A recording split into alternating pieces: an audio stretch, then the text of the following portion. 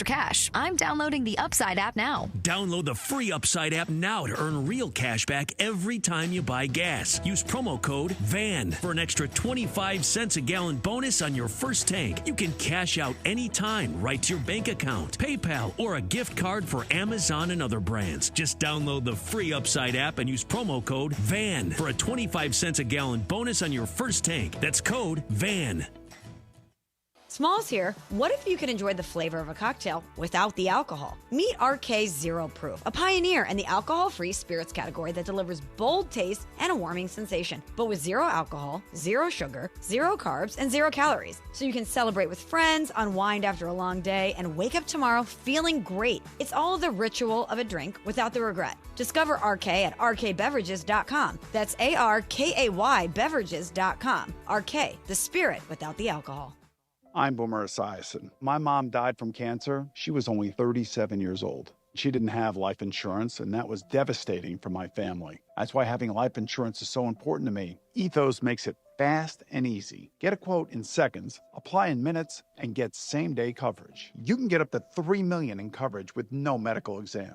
Get your free quote at ethos.com/play. That's ethos.com/play. Paid spokesperson. Time spent on application may vary. Online health questions required. You never know what you're going to get when you wake up with Sedano and Cap. And I use the bathroom here in my office. It's got the Toto. Now, if Cappy and I come over to check out your turf, can we use the Toto? Come on, let me use it. You could. I don't know about Cappy. Cappy's already... Didn't you destroy my bathroom one time? I did. I did. Your previous residence, I did destroy the bathroom. I did. It's the morning show with Sedano and Cap. Weekdays starting at 7 a.m. on ESPN LA. And it is Rams Super Bowl champion DeMarco Farr, Sweet Tea Travis Rogers. Here we go. The DeMarco and Travis Afternoon Show is on for your Monday. I'm a chivato. March 30th, 2026. By the way, DeMarco has the day off today, so Marcas Grant. Usually it's Mondays with Marcus in here. Today, it's him and Travis, producer Laura, Young D, producer DeAndre. We'll find out what Young D got into over the weekend. Ooh. Social team in the back. Plus, and Laura was at the Dodgers game, the Dodgers, on Friday night with Alicia Del Valle and friend of Travis and many of us, Jay Stu. We'll get all the details from Laura. Dodgers are 3-0. Lakers are getting ready for the Wizards without Luka tonight. And March Madness, by the way. Final Four is set. All of that and so much more. Let's do it. The No Stress Sports Talk Express. I learned from Greg. Good. The DeMarco and Travis Afternoon Show. Your Monday afternoon right now. Yeah. Hello, Marcus. Hello, Travis. How are you, my friend? I'm doing well, man. It's good to be here. We were just figuring out, I think this is the first time we've done a lot of shows together, Yes. but this is the first time we've ever just done a show Correct. together. So Yes. this is exciting. Looking forward to it. I am looking forward to it as well. I hope that I'm not responsible for DeMarco not being here today. There's at least a chance that I am. Are you really? There's a slim one, but there's a chance. So let me explain. Yes. Please do. I'm driving from my home in Orange County to Santa Barbara on Saturday evening. It's about 7 o'clock. And I get a text from DeMarco.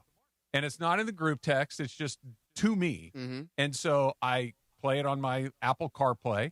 And I have a bottle of tequila, limes, and what was one other thing? And orange juice. Give me 2 drinks to make and do your thing.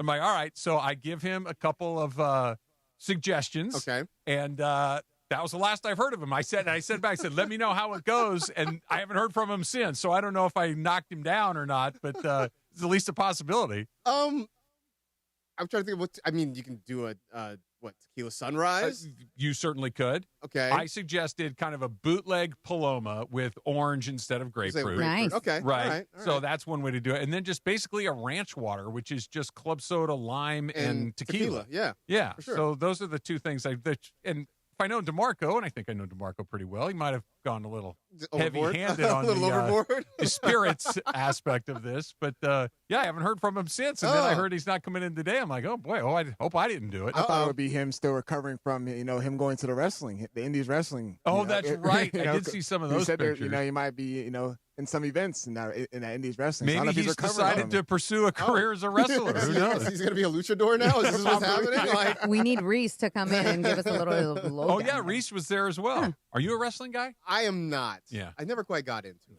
That makes You know, two of us. It's, to each their own. I did go once to a live Lucha Libre event. It was like some street fair, and they had different. They had a ring set. It's very different. But I was like, oh, I could, see myself getting into this because the energy is great. Yeah. Speaking of energy, you went to the Dodger game on Friday night, Laura. I did. How was it? Amazing. Yeah. I mean, any Dodger game you go to is great, but obviously it was a ring ceremony, which I missed because I was working. But seeing Edwin Diaz come out for the first time. Oh, that's the live trumpeter night, too. Live trumpet. It was just the easiest way to explain it was electric. Yeah. It was electric. Everybody was hyped. Everybody was, in a sense, ready to party. And I loved it. I will say that the live trumpet threw me off a little bit. I was expecting something else. And I was like, oh, this is different. Not bad. Just different, right? Because it's not what you were expecting. But I loved it. I knew that every Dodger fan was ready for that. We've all been ready for that and to get it. And I was like, oh, I was there. That was great. Was it still full at the end of the game?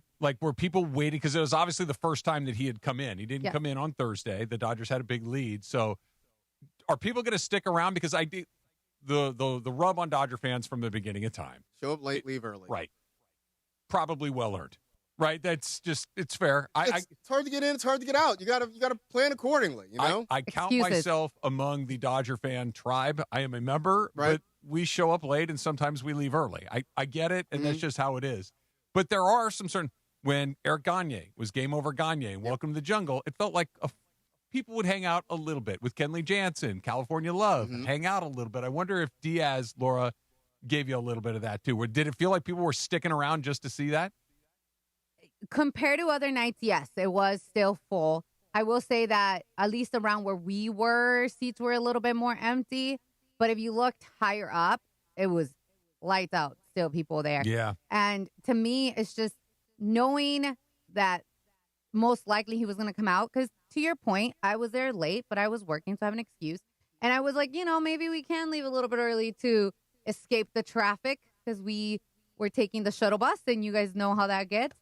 So we looked at each other, Alicia and I, and we're like, nah, man, we're sitting down because we know he's coming out. And that I feel like that was the right choice. Not to throw Morales and Stephanie under the bus, but they went Saturday. Yeah. And they left early. They didn't get to see Will Smith. Oh, they missed the home run. They missed the home run, and they missed Edwin. I'd say anytime you can throw Morales under the bus, I think you should. I mean, take that opportunity. Yeah, but I'm also throwing Stephanie under the bus there, fair, and we that's love fair. her. That's fair. Not that we don't love Morales. We'll just mention Chris. That's Yeah, fine. We'll leave Steph out of it, and we'll just mention Chris when we bring it up. I do want to bring one more thing. Sorry about the Dodger game. So I saw the Ohtani cup that everybody's going crazy for. That it's $75.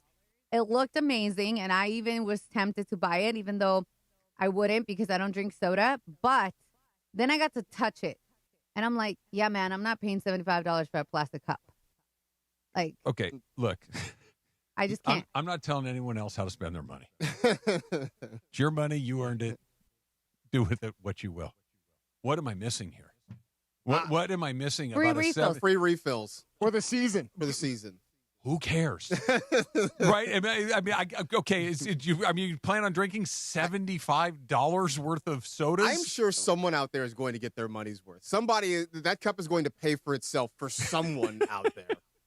It's a plastic cup. What am I missing? It has number 17 Yes, on it. Ohtani. Okay. Collectible. Look, I love Ohtani. He's my favorite Dodger in quite some time, but it's a $75 plastic American cup? dollars, yeah. It did look really nice, though. I'm not going to lie. But when I saw that it's more of a sleeve cover, the jersey's more of a sleeve cover, it's not. But it has a belt. Yeah. But it was great. The Oh, food was man. great, too. Obviously, you have to get a Dodger dog.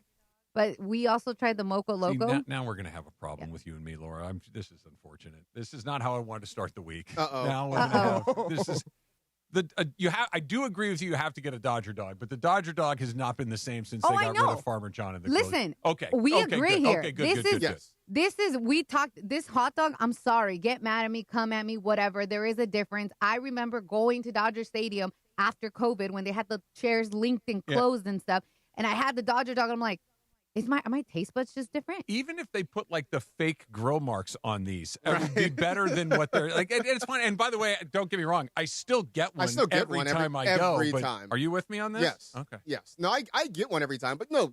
To your point, it is not the same. It's not the same hot dog anymore. But I have the same basic order. I get a hot dog, I get a Dodger dog, I get a beer, I get a chocolate malt with the little wooden stick.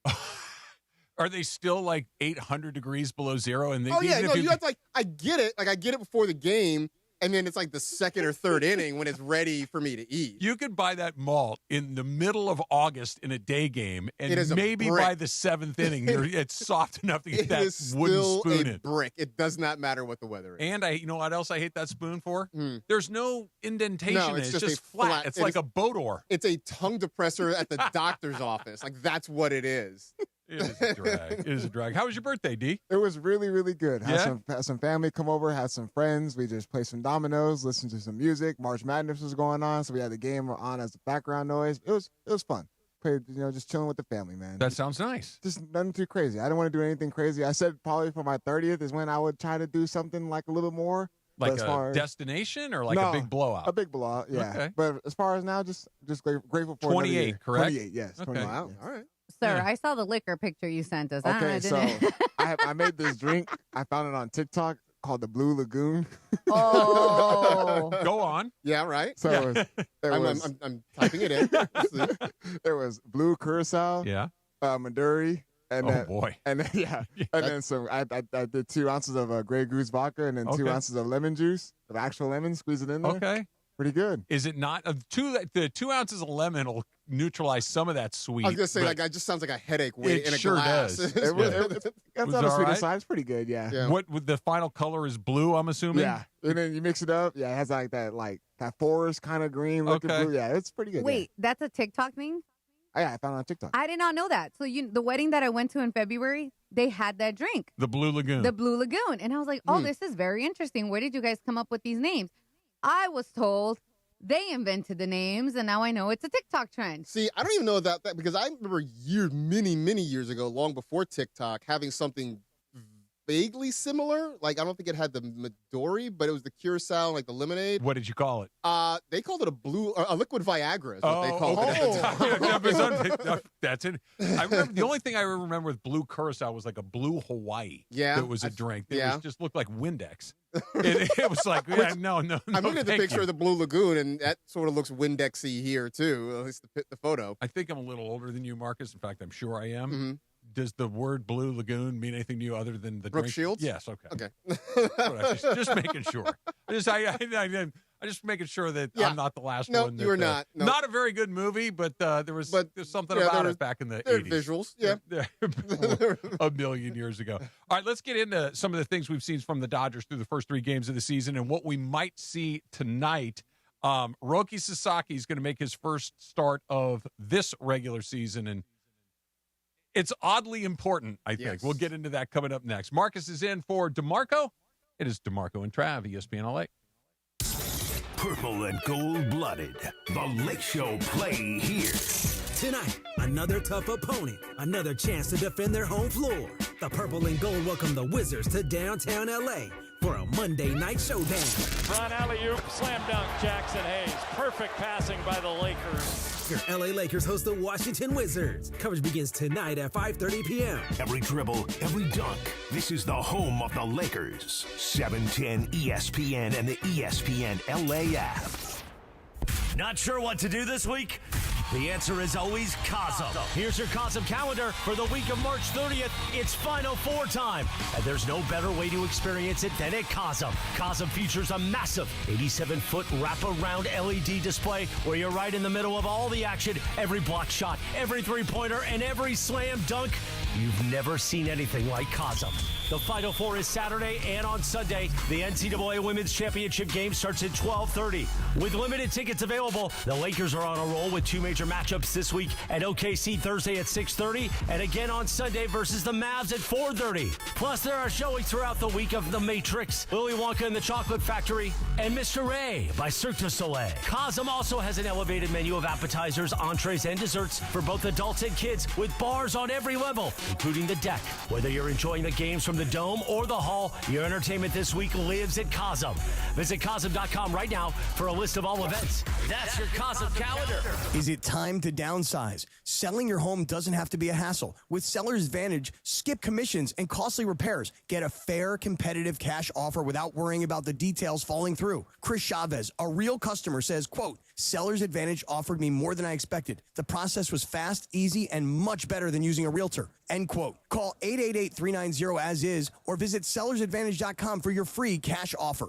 Don't worry, sell happy with Seller's Advantage. Providence Realty DRE number 019152112. Looking for a vodka with standards? Blue Ice delivers. American made from Idaho potatoes, gluten-free, non-GMO, and only 64 calories an ounce. Enjoy the classic Huckleberry with lemonade or award-winning double espresso. Blue Ice vodka, premium taste, nothing extra.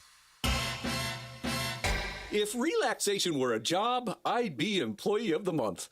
Now your top reasons to visit Morongo. Eddie Griffin brings a laugh riot of raw, unfiltered hilarity exclusively to Morongo, April 17th. Number 2. Easter brunch at the marketplace. We'll have you hopping back for seconds, thirds, and fourths. And the number 1 reason. Our Thursday poolside tribute band concert series continues. Urban Legend, playing the songs of Keith Urban, April 9th. Morongo, good times. Hey, it's Rich Eisen for Pella Windows and Doors. Sometimes teams take a timeout to regroup and call the right play. When it comes to your home, Pella Windows and Doors always has the winning game plan. They're not just window and door experts. They're experts at taking care of you and your home. At Pella, they find the products that meet your needs and their experts install them. They do it every day, and that's why your neighbors trust them. Discover why Pella is a trusted choice for homeowners everywhere. Visit Pella.com/Eisen today. That's Pella.com/Eisen. If you're a contractor, you know how important data is to your business. And the data is clear. Service Titan customers increase their revenue by an average of 15% every single year. That doesn't happen by accident. From call booking to dispatch to marketing, payroll, project tracking, and more, Service Titan takes every single play you run to the next level. If you want to scale efficiently, there's only one answer. Visit ServiceTitan.com to learn more. That's ServiceTitan.com. This is going to be fun. I like this. It's DeMarco Farr and Travis Rogers. Isn't it cool? It's so good. Afternoons with DeMarco and Travis rolls on. Hey. Why are you laughing? Back to the guys. You can't touch this. I'm not going to lie. The MC Hammer Home Depot commercial gets me every time. It does. I don't know. It's just because I'm at that age where it's just nostalgic, right? And it put a smile on me. But him dancing behind the guys driving the nails into the frame of the house makes me laugh every time. I get it. I get it. Yeah. Are you on board with me? I am on board. You know what? I'm down for nostalgia because, that was my wheelhouse as a kid. I was junior high school when this hit. DeMarco's friends with the Hammer family, whatever. Burrell? Yeah. Burrell? Yes. Yes, they grew up in. I didn't know. I knew he had a name, and I know why they call him Hammer. Because you know why he calls him Hammer, right? I do because he had a resemblance to Hank Aaron when he was a younger guy. Yes, he actually looked like Hank Aaron when he was MC Hammer, just like a younger Hank Aaron along the way. But that commercial gets me every time. All right, so Dodgers tonight. Roki Sasaki against the Cleveland Guardians. Marcus. Is this a big deal, or is this baseball is weird? We know this. 162 games. We make a big deal out of each and every game. None of them individually matter at all when it's all said and done, really all that much. But this feels oddly important to me because of how bad he was in the spring. Yeah, no, I think it is. It is now that the lights are on, now that it's for real, now that you don't have the luxury of, hey, we're going to let somebody else finish this inning and you come back and you pitch the second inning. Now that, it's like you get through this or you don't. There are some stakes a little bit. I also think it's a thing where Dodger fans are intently watching this, and 29 other fan bases are like, screw you. You guys are loaded. We don't care. Like, you'll figure out your own problems. But yeah, I think within the context of what this means for the Dodgers, for the rotation, for Roki Sasaki himself, this is a really important start tonight. I think part of what makes it even more important is kind of what you said, that because there is so little intrigue and so little drama on this team, it's not like, hey, do we have enough pitching? Yeah. Yeah. Hey, we're going to score enough runs? Yeah. We got a good manager? Yeah. Yeah. I think, did we fix the very, the couple of holes that you might have had in the bullpen, one in right field? Yeah. Yeah. Like, it's so, wait, what's not working? Well, your fifth best pitcher is struggling. Right. Oh, hey, this is a big deal. We got to figure this out. But, and again, if his name wasn't Roki Sasaki, but rather, Rick Smith, and had not been the guy that everybody was trying to go halfway across the world to go recruit to come to your team, I think it's just a guy that's got some potential, and we're trying to figure out what it is. But that's not. He is Roki Sasaki. He is the next great Japanese player to come to the Dodgers. And I really do think, and you can see it on his face, and maybe it's just the way that his face works, for lack of a better description. But it feels to me like he's feeling a great deal of pressure. I think he is. And I think in part because of how last year went, right? It didn't start well. He went to OKC. He worked on some things, only to come back and have glory coming out of the bullpen in the postseason and in the World Series. Then to come back this year, and he's trying to add a third pitch. He's trying to figure out how to command the fastball and have everything go sideways. I do think there's an element of, okay, now what? What do I do? What's wrong? What do I do? How do I fix it? But also knowing that on this team of stars with expectations to win a third World Series, nobody wants to be the weak link on this team. And I think there's an element of, hey, I don't want to be the guy that sort of lets this thing down, especially when you get Yamamoto, who has a great start on opening night. Sheehan was a little bit wobbly. But then Glasnow comes back and pitches really well. You want to take the baton and you want to run with it, and I think that's some of that there for him. Yeah, I think there is a big, and I think this is part of the reason the Dodgers are as good as they are. Is there's I'm not going to be the guy to let the group down, and I think that permeates the lineup. I think that permeates the pitching staff, both in the rotation and in the bullpen. And when you fail to live up to your end of the bargain, it sticks out a lot. There's a lot of self-interest, I think, in it too. That, to your point, if you're on, I don't know, who's a mediocre, the Minnesota Twins, let's pick, just kind of a middle-of-the-pack team, you have a bad outing here or there, it's not going to really jump out at anybody. But if you're sandwiched in between Shohei Ohtani and Tyler Glasnow, which is who the two guys that he's between, and you lay an egg, everybody's going to see it. And it feels like the pressure is really, I'm not trying to pick on the young guy because he was overwhelmed, but the last time we saw him prior to his playoff experience, his tears, eyes were welling up with tears in the dugout. You could tell he was totally over his skis. Now, I don't know what went through his head in the postseason because he was completely fine. Right. But now we're right back where we were a year ago. Yeah, and I think some of this is mechanical because I don't know if you follow the pitching ninja guy on Twitter, Rob Friedman, and a lot of great stuff. And it was a thing that Greg and I talked about on Blue Review, that there was a kind of a side-by-side of his mechanics from the World Series laid next to his mechanics from the spring, and there was a noticeable change. Like, the leg kick was different, the setup was different, and then you just wonder whether or not he's sort of strayed from whatever it was that was working in October.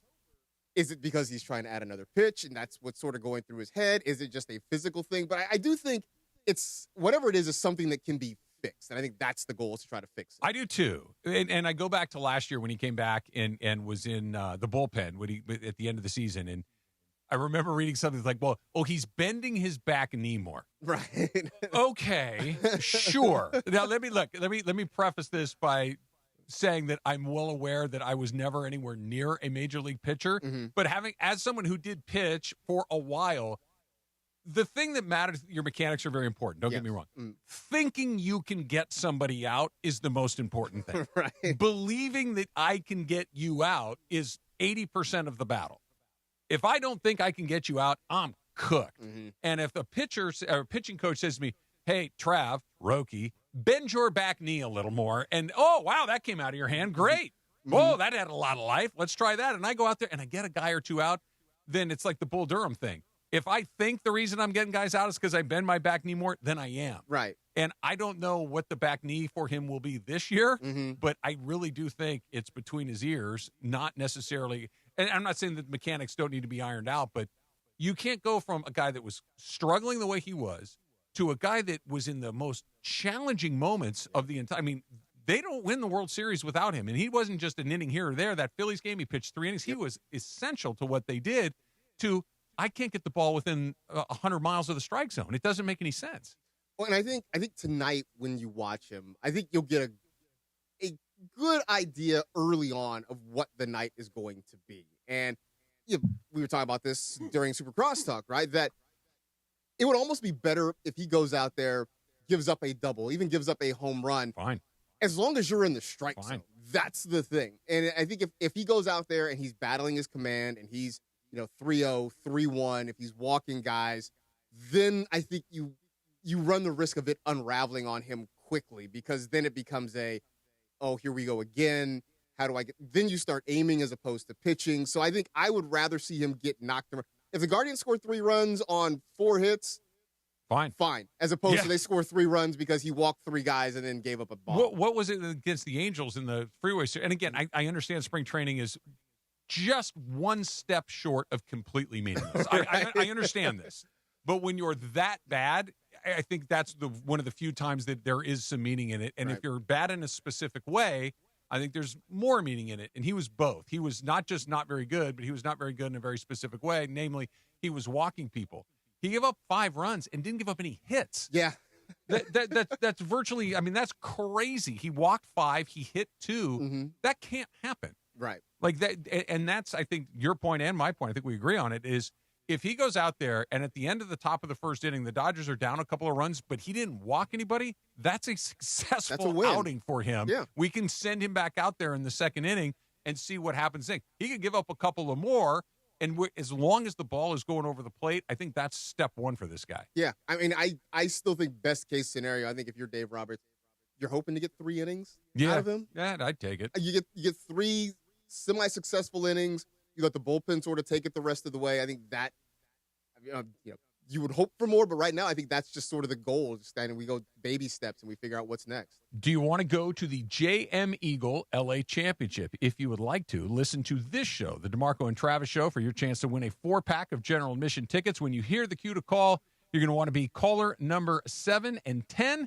and you are headed to the tournament. How long do you think Roki would have to really struggle, whether it's control? I think the control answer, it happens a little more quickly, but even if it's just giving up a bunch of runs along the way, how many bad outings before you are Dave Roberts, Mark Pryor, Andrew Friedman, and the whole Dodger, management apparatus before you start to really think, hey, what the heck's going on with this guy? I think you get the month of April. Yeah. I think you get the month of April, understanding River Ryan is waiting in the wings. If this doesn't turn itself around, you call him up from OKC, and he takes that slot for the time being. I wonder, too, how much of it is, promise is the wrong word, but the expectations that, hey, if you come to L.A., we will make sure that you get more than enough runway to pitch in the major leagues. Because he was a bit of a project coming over here, but as opposed, because he certainly did not earn his spot in spring training. Now, you could argue he earned his spot in the offseason or in the postseason, but do you give it? I wonder if there isn't a little, hey, man, we got to give this, we have to make it crystal clear that we have no other option other than to send him down. Yeah, I mean, I think that's where they are now. I think especially once you commit to him being on the major league roster on day 1, after you've sort of made this show of sending him down, bringing him back, working on him, trying to bring him along, I think you're sort of committed to giving him that runway now. Because otherwise, if you were going to do it, if you're going to bring him up here, he has one bad start, you send him down, then it's like, well, why did you play this game to begin with? Why didn't you just start, Ryan up here and have him be the guy? Hopefully some bright lights, whatever triggered in him in the postseason gets triggered tonight. And he looks like Roki again, because we know it's in there. We know he can do it for sure. All right, speaking of Dodger pitchers, Clayton Kershaw has a role with the team. What exactly is it, and does it have anything to do with LeBron James? We'll get into that coming up in just a bit. Marcas is in for DeMarco. It's DeMarco and Travis, ESPN LA. And I took my beautiful Chevy Silverado High Country from my house down in Orange County all the way up to Santa Barbara, all the way back today. I'm telling you, it's a luxurious ride. Had all the gear in the back, went and played golf, spent some time with my folks. And I'm thinking, if you are thinking about a Silverado, if you're thinking about any Chevy car or truck, the way to do it is Rotolo Chevrolet. It's right off the 210 freeway, Sierra Avenue exit in Fontana. You can't miss it. A sea of Silverado, a sea of all the Chevy cars and trucks that you're looking for.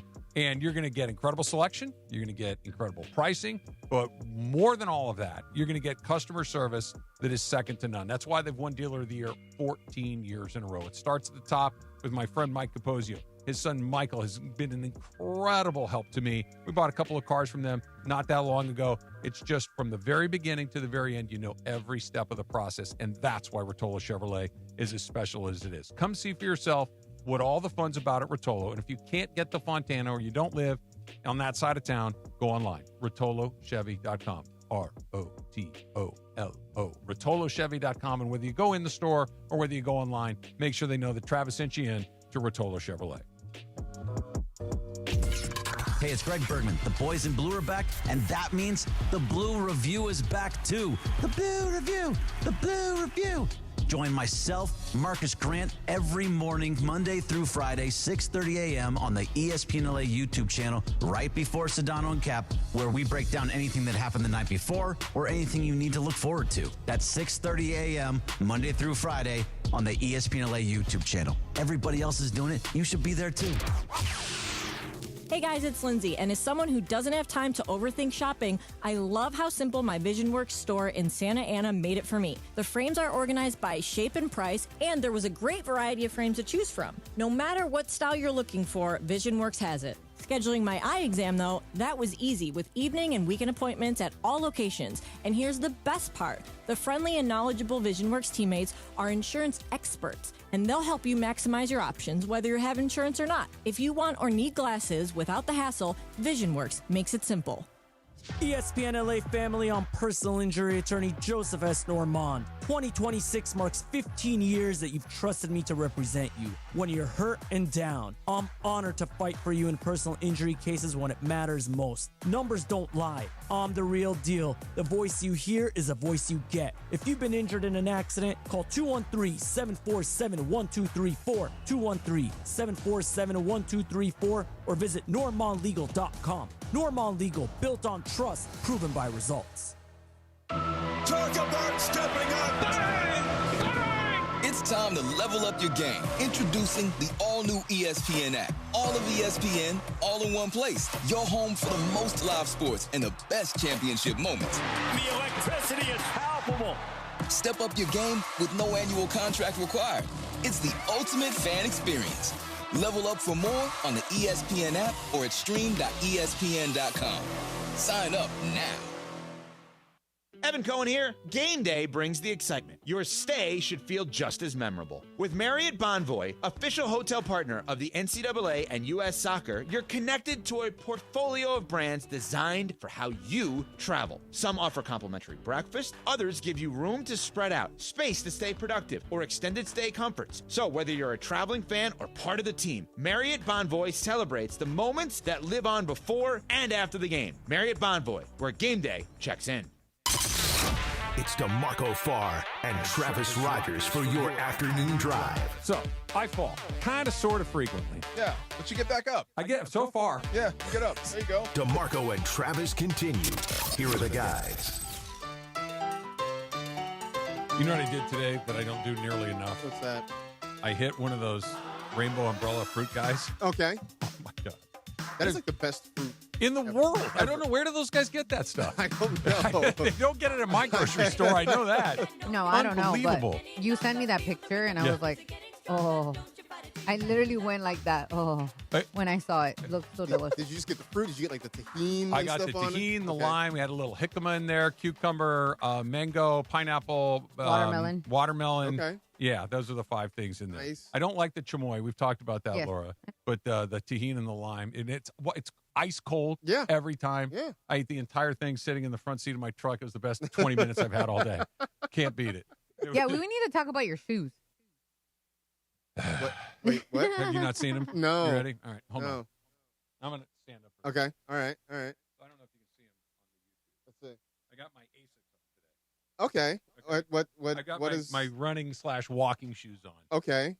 Is there an issue with these? No, they're just ugly because they're just ugly and they're dirty. But so here's the thing, and I feel like I've cleared the bar. I was waiting for somebody to say something to me, and it hasn't happened. So I feel like I'm in a safe spot so far. All right.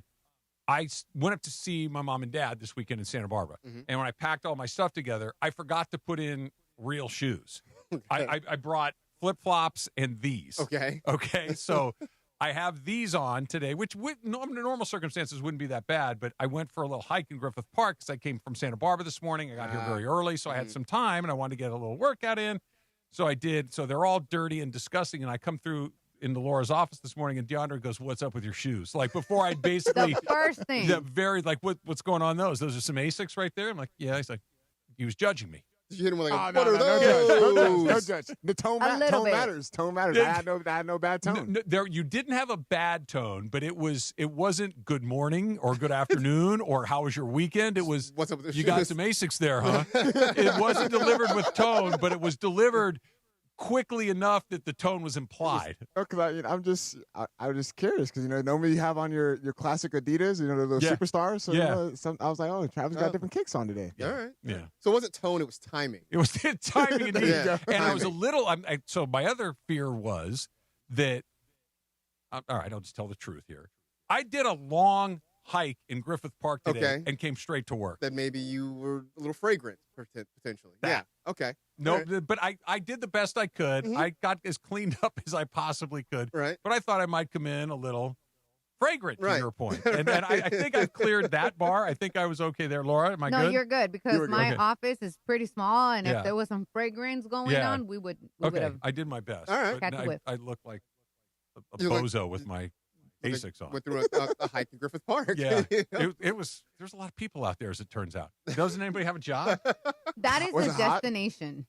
No, it was perfect out. It was a beautiful morning. I got it there around 10:30 or so. It was fantastic, and the little Griffith Park down the hill and back up again. There's people everywhere. I'm like, it's Monday at 11. What I always say that Get too. outta Like if here. I'm out like running errands or something in midweek Yeah. and people aren't free, I'm like, what are you people doing? Then I'm like, well, I'm out here too though. So like, Yeah, but I know I'm off, so I'm clear, right? I know that I work later in the day now, so Clayton Kershaw does not work at all, except for an occasional appearance on a broadcast with NBC, which I thought he was terrific on. He is the special assistant to the front office. Does anybody have any idea what that is? No. Consultant. Okay, what is he's consulting on? Hey guys, look good, look great, great job, guys. Way to go! Yeah, you basically. guys looking great out there today. Can someone tell me? Because when I saw this go down, and I'm like, oh, this is cool. What is he gonna do? And I kept looking and looking and looking, and I'm like, so what's the job title, man? Like, is it ceremonial? It's I think very ceremonial. It's hey, you've meant so much to this organization for so long. We appreciate everything you've done for us. We'd like to keep you close to the organization. I think the quote, I have to find it, but the quote basically from Kershaw himself was, yeah, I don't really know what I'll be doing. I don't think I'll be in the ballpark, but I just want to help however I can, which, again, this is just, it's a thank you for your service. Yeah, I'm fascinated by the end of his playing career because I think this is the dream, I think, of every athlete that plays at the highest level like Clayton Kershaw did, like LeBron James is doing, like pros, and not just guys that make the NBA or the major leagues or the NFL, but guys that are stars in this league. That there's a couple of different ways that it can end, and it can be where you just kind of fade away and somebody tells you it's time for you have to go. There's no more opportunities there. You can drop out early at the top, like a Peyton Manning kind of thing, but clearly his skills had kind of started to go, but he was still on a very good team. There are injuries that end your career unexpectedly. And then there's what Kershaw got to do, which is I'm on the best team 2 years in a row. I did contribute to this last one, maybe not in exactly the way that you might have thought of, but clearly it was over. Mm-hmm. That's got to bring him some peace of mind, I would think, to just be able to kind of walk away from it knowing that my gas tank is my competitive gas tank is empty. Yeah, I mean, I got that sense from him in the last couple of years that he understood where he was in his career and he understood where he was physically, that for a guy who for so much of his career was so intense and so prepared physically, mentally, whatever, you could you could see and hear more self-deprecation with him, understanding that, he doesn't have the velocity that he had before, that he's out there and he's just trying to get outs. And so I think he came to a point where he understood that, like, one, it's the end of the line, but also he gets a chance to go out in a way that really nobody, for most guys, for most athletes, the league retires you. Yep. And he gets to walk away on his own terms, and that is kind of special. Laura, you have the quote? I do. So I have the full quote. He said, "For me, it's just a great ending to my career. I couldn't have scripted any better. It was great. I don't miss the game at all. I just miss the people. I love watching. I just know I can't play anymore. I'm at peace with that. I miss this. I miss the stadium. I wouldn't say it was hard to be here, but you remember what you're missing, which is challenging for sure. There's a freedom with retirement. If you don't want to work out, you don't have to. If your back hurts, it doesn't matter. If your arm hurts, it doesn't matter. You get to see a lot more stuff, be around for everything. There's a lot of great parts. It doesn't take away from how special playing this game is, but there's a lot of really awesome parts about being home." I wonder if the first part of that quote isn't what LeBron James is dealing with right now, which is like Clayton Kershaw, the hitters were telling you, it's time. We're done. Like this is gonna. You're not gonna have the ending that he did get. Like you stick around, it's gonna get ugly. Yeah, which happens from LeBron James still has a lot of fuel in that tank. Yeah, like I know that a lot of Laker fans, myself included, at times were like, "All right, man, let's just get this over with. If he wants to go somewhere else, fine. But let's just maybe it would be better for all involved if he just said, I'm done, and maybe I'll just go away, or maybe I'll go somewhere else." He's still too good. Yeah. Like the Kershaw of it all is the hitters have told you it's time. The league has not told him it's time yet. He's still really effective. That's got to be such a mind, to be 40-something years old, 23 years into the league, and you're still looking like, I'm the best player on the court tonight, or the second or third. Yeah. That's still an amazing bar, and he meets it almost every night. It's one of the things that has made whatever happens, eventually with him and the Lakers, made it so difficult. Because it's one thing if he's 41 and the skills are declining and he's just playing a few minutes here and there, but to your point, he is still, LeBron's probably still one of the top 30 players in the NBA. 40 for sure. Right. I mean, he's still playing at a really high level. He still has something left. And so if you're the Lakers, obviously, maybe this has run its course, but there's still that, hey, we can still win something with this guy. Yes. There's still that decision to sort of be made. And for LeBron, it is very much hey, yeah, I might be 40-something years old. I'm still the equal or better than most of the guys in this league. So in comparison with LeBron to Clayton Kershaw, you're saying like the batters are pretty much telling you, Kershaw, like, hey, it's get out of here or else. It's time to wrap it up. Yeah. Is there any way that he could have changed his pitching mechanics? He did. He had gone from you can't hit me because my stuff is that good to I'm smarter than you. Yeah. I'm more experienced than you. I can get by with guile and trickery. That was where now I'm out of moves. My talent has dropped to the point where I no longer can just beat you with stuff, but my brain is still very, very sharp, and I can trick you with experience. Yeah. So then that's why, in comparison to LeBron James, why it's weird for him, because he was able to, like we always talk about, change his role a little bit and still be very, very effective, to where Kershaw would, try to change his pitching mechanics, but still it's like, hey, man, like you don't have that same type of, velocity. You don't have that same type of sauce as far in regards to your pitching style. So I think that's why it's a little more different than him than LeBron James. But I think, tell me if you guys agree with this. I feel like LeBron, by transitioning into the third option, which I think is what we've settled on, is to try to define his role with this team. This is his Kershaw. I can't throw a fastball by you anymore, but I can still get you out. Like I cannot play, 40 minutes a night, bring the ball up the court every time, make every decision on every play, but I can still really help this team win, but I'm just going to do it in a different way. Yeah, I think it's very much I can't dominate a game for 40-plus minutes, but when I pick my spots, I can still be incredibly impactful. And it helps. Obviously, LeBron has been physically gifted for pretty much his entire life, but also he's a guy that his basketball mind is 3 steps ahead of everybody else. And so even when the physical skills start to decline a little bit, you're right. He still has kind of that old man game, right? Where he knows what you're going to do, and he knows how to set you up and put himself in position to succeed. And we're just starting that part of his career. Right. That's what's so crazy. This isn't the end. Like Clayton Kershaw was at the end of his old man game. Mm-hmm. We are just beginning the old man portion of LeBron James. And if that lasts as long as Kershaw's old man portion lasted, you're talking a few more seasons. Yeah. That's great. And I think that changes the calculus of what happens at the end of this year. Obviously, a lot of that depends on what matchups and everything else. We'll talk about that coming up in the rest of the show. Also, the Ontario Tower Buzzers opening day. That is this Thursday, April 2nd. I'm going to be out there. Sua Cravens will be there. We'll be broadcasting live 3 to 5 as the Buzzers take on Lake Elsinore to kick off their inaugural season. Come hang out, catch the show, and be part of opening day with ESPN LA. The Tower Buzzers, of course, are a Dodger single A affiliate in the California League. Should be a lot of fun. Minor league baseball is awesome. I went to a UCSB Oregon college game this weekend, Marcas, up in Santa Barbara. Yeah. Tough watch. Is it? It was. They're both pretty good teams, but there were a collective 8 hits in 3 hours of baseball. Oof. Really good pitching if you want to look at it one way. The other part is grand total of 2 runs and 8 hits. Ooh. Yeah. They could have been like the Athletics. Stop it. Okay, now you've done it. We're going to do that next. It's the Far Side Travis style, thanks to DeAndre, coming up next. It's DeMarco and Travis, ESPN LA. You never know what you... Why do we grill to order at Waba Grill? It's just better for you.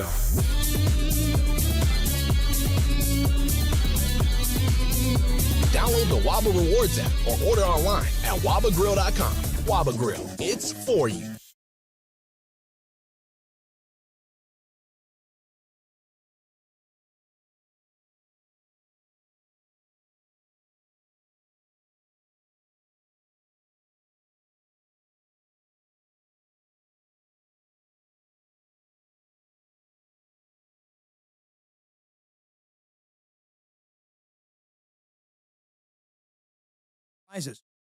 One of the sellers had to say, seller's advantage was a lot easier, faster, and more rewarding than listing my house.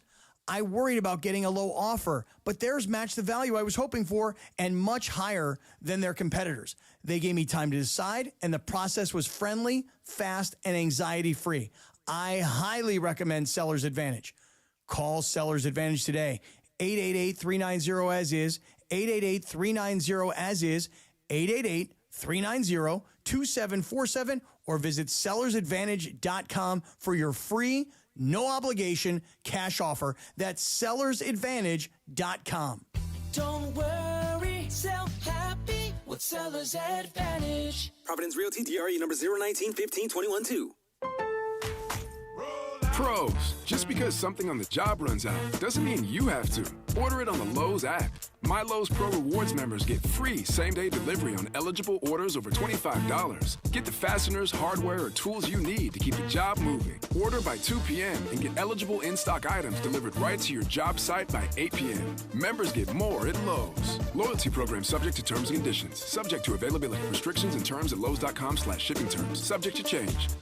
Harry Douglas here. Let me ask you something. What if you can enjoy the taste of a cocktail, the warmth of a spirit, and still stay fully in control? That's RK Zero Proof, a pioneer in the alcohol-free spirits category. RK delivers bold flavor and a real warming sensation with 0 alcohol, 0 sugar, 0 carbs, and 0 calories. Perfect for nights out, social gatherings, or anytime you want the experience of a drink without sacrificing tomorrow. Check it out at rkbeverages.com. That's ARKAY beverages.com. RK, all the flavor, none of the alcohol. The home of the Lakers. And now the home of the Rich Eisen Show. Weekdays 9 a.m. to noon. KSPN Los Angeles. A Good Karma Brands radio station. And it is the DeMarco and Travis Afternoon Show right here on ESPN LA. The Far Side. And it's time for The Far Side, presented by our friends at Highlands. The Far Side. Weekday afternoons at 4 p.m. Time for The Far Side with DeMarco Far, right now on the Travis and DeMarco Afternoon Show on ESPN LA. I don't know if I've ever done a Far Side before, but here goes nothing. And Marcus, I'm glad you're here for this because I think you can appreciate my frustration with what I'm about to talk about. And I don't like that this kind of flew under the radar over the weekend. Okay. There was a Major League Baseball record set on opening weekend. The what are we calling the A's? I think they're just technically they're the A's. Athletics now. Yeah, the Athletics set a major league record for most strikeouts in a series, a 3-game series to open a season. Wow! Did you see this story? I didn't see. Okay, I saw good. that they struck out a lot, Okay. but I didn't Did you see the number? No. Okay. Would you like the 3 games? Okay. Okay. Now, keep in mind, it's a record, so it's high. Right. How many times do you think that the Athletics struck out in 3 games against the Toronto Blue Jays? Okay, so I know because I talk a lot of fantasy baseball. I know Dylan Cease had 12 strikeouts one day. I know Kevin Gossman had 11, so that right there is 23. I'm going to say 45. That would be a very good guess. That would be 15 strikeouts per game, 3 nights in a row. Yeah. Not even close. Really? 50. 50? They struck out 50 times in 3 games. They struck out in game 1 16 times. They struck out in game 2 19 times. And they struck out in game 3 15 times. 16 plus 19 plus 15 is 50. It's 50. That 19, you get 27 outs in a game. 19 of them were strikeouts. 19. And it's like, they got the Mark Kotze, the manager of the A's, who, by the way, hit a home run off me in college. He's on a long list of guys that took me deep in college. He's like, yeah, we ran into some good pitching. Oh, you think so? I mean, sure. Do we not shorten up at some point? Do we not try to put I know this isn't Little League, but 50? This is the thing where I try to wrap my brain around the understanding the game has changed and the way guys approach the game has changed.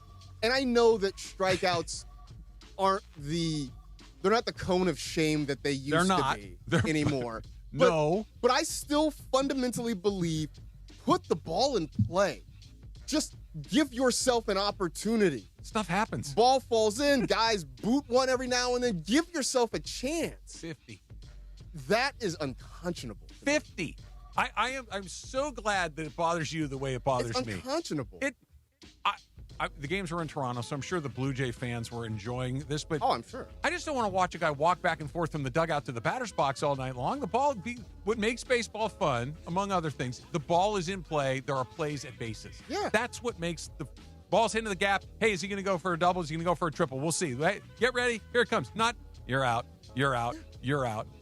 And I still think that for all the emphasis on advanced analytics and predictive stats, there's still something about the game being played in its fundamental way that is still successful. Look at the Blue Jays, right? They took the Dodgers to the brink as a team that just played fundamental ball. They put the ball in play. They moved runners over. They stole bases. They hit home runs. But there was still a level of fundamental baseball that kind of got them. I fear this may be an old man take. Okay. But I'm going to let it rip anyway. All right. I wonder if there isn't a way to kind of just zig when everyone else is zagging. Doing the advanced metrics, the 3 true outcomes, walk, strikeout, home run. We're just going to slug. If a team like the Rockies or the White Sox, and the White Sox are actually up to a halfway decent. But anyway, just like, what we're going to do? We're going to play 1980s baseball. We're going to get a bunch of guys that put the ball in play, that can run really fast. We're going to hit and run. We're going to bunt. We're going to steal bases. We're going to try to do things because clearly we can't do the advanced analytics stuff the way that the Yankees do it, the way that the Dodgers do it, the way that the Phillies and the Braves and the Cubs. Like we can't do it their way. I would love to see it swing back because it would be more fun to watch. And I think it has to be one of those teams that really doesn't have any hope coming into the season, right? Where you've got nothing to lose. Yeah. So why the hell not? Why not play this stuff? We don't have the talent on paper up and down that the Dodgers or the Mets do. Why not just play this style of ball and see how far it gets? I'd watch. Maybe after a while I'd be like, oh yeah, there's a reason we stopped doing this. Right. But I don't know. When I saw that 50 number, it blew me away. What'd you make of the first week of or weekend, I should say, of ABS? I am warming up to it. Yeah. Oh, were you not a fan? I believe in the human element. I don't really love replay just in general, but I'm warming up to it, and seeing CB Buckner get shown up multiple times sort of was like that kind of warmed my soul. It really did. It really did. It really, really did. My favorite part, look, I like that we're getting the calls right because at the end of the day, I guess that's why we're doing it. Right. But the fact that Buckner, just to paint the picture, Eugenio Suarez is batting. And I forget the exact count, but he gets called out on a called strike 3, taps his helmet, overruled, ball. So he's still up to bat. The very next pitch, Buckner, I believe. Oh, out of spite. Thank you. Fully out of spite.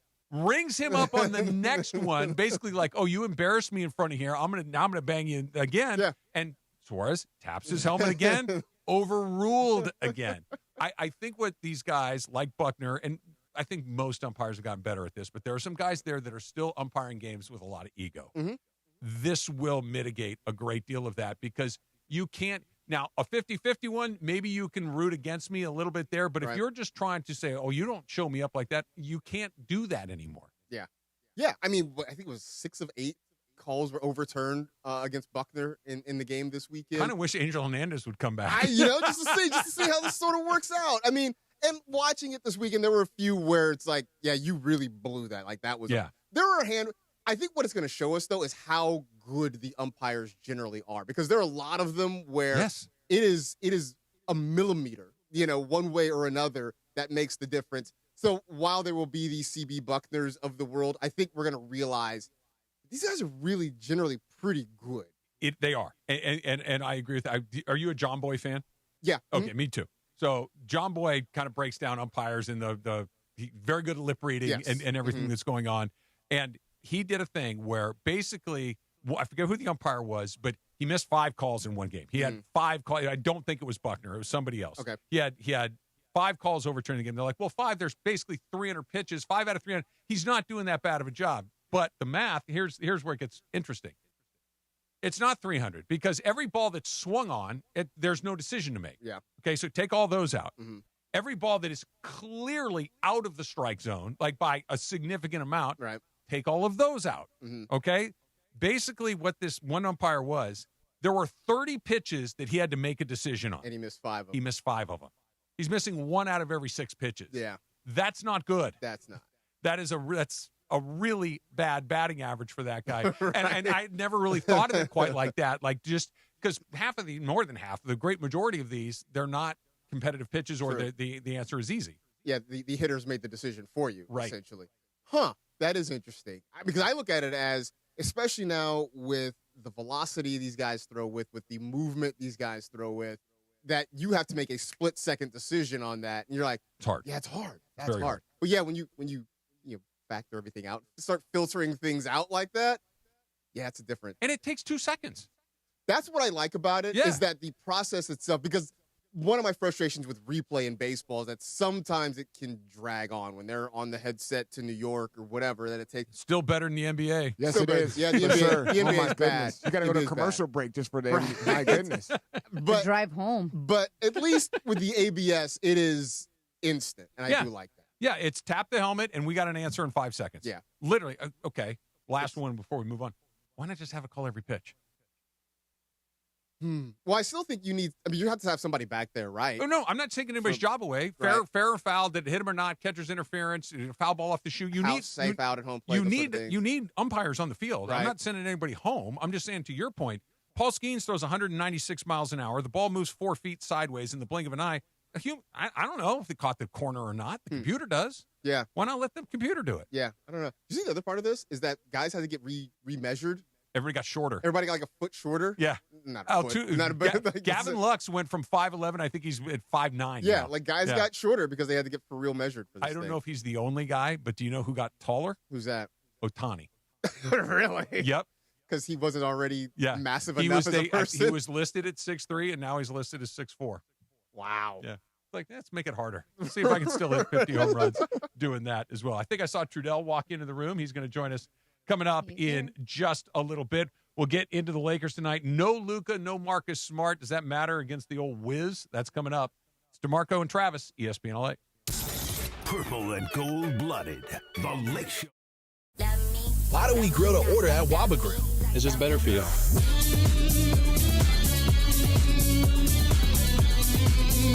Download the Waba Rewards app or order online at wabagrill.com. Waba Grill, it's for you. Every dribble, every dunk. This is the home of the Lakers. 710 ESPN and the ESPN LA app.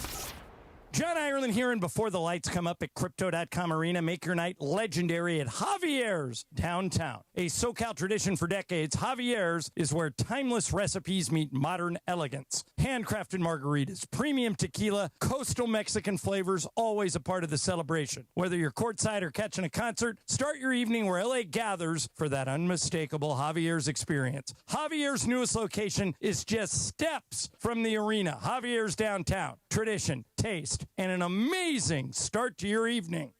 ESPN LA family, I'm personal injury attorney Joseph S. Normand. 2026 marks 15 years that you've trusted me to represent you. When you're hurt and down, I'm honored to fight for you in personal injury cases when it matters most. Numbers don't lie. I'm the real deal. The voice you hear is a voice you get. If you've been injured in an accident, call 213-747-1234, 213-747-1234, or visit normandlegal.com. Normand Legal, built on trust, proven by results. Hey, it's John Ireland. Watching a Laker game is so much more than just a game. It's the moments before tip-off, the people you're with, and the food you're sharing. That's why I love BBGO. BBGO is perfect for at-home watch parties or a night of hoops. Their food is bold and packed with flavor, bowls for a quick meal, dumplings and fried rice for everyone at the table. Vibe on a wave of Korean food and culture with BBGO. Look for BBGO at your local grocery store in the Asian and freezer aisles. BBGO for it and bring something different to the table.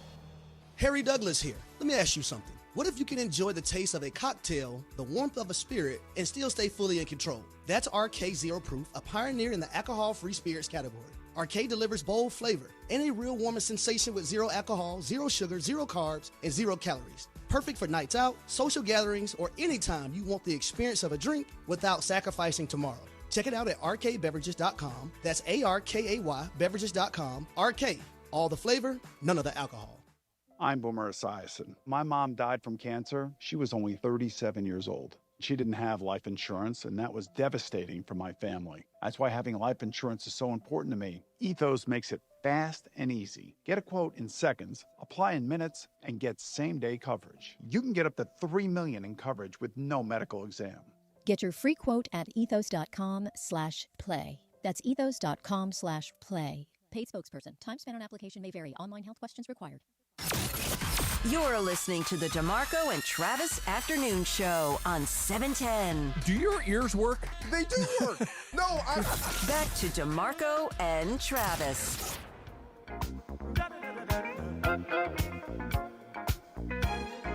Marcus and I had the same dream getting into broadcasting originally. Yeah. I just discovered that you wanted to be the play-by-play voice of the Los Angeles Dodgers. Yeah, they had a guy. I don't think we were the only two that wanted Probably to do that. Probably not.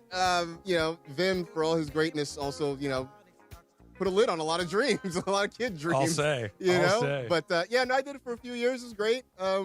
Minor league baseball, did a lot of, beyond that, a lot of high school and junior college stuff. Yeah. So, yeah. I like that you got to be the clubby occasionally. I was the clubby, so I've done laundry. I've vacuumed and swept out clubhouses.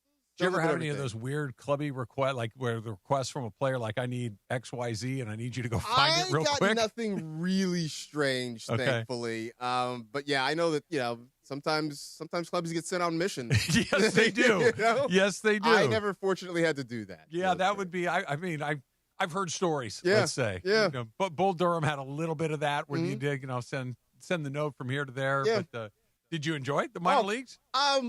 You enjoy the it's not the romanticism, I guess, of it. Like you work really hard and you spend a lot of days, a lot of travel on buses. Thankfully, the California League travel's not terrible like it is in some other leagues. Yeah. But I will tell you that there's you guys a have point a nice where bus at least.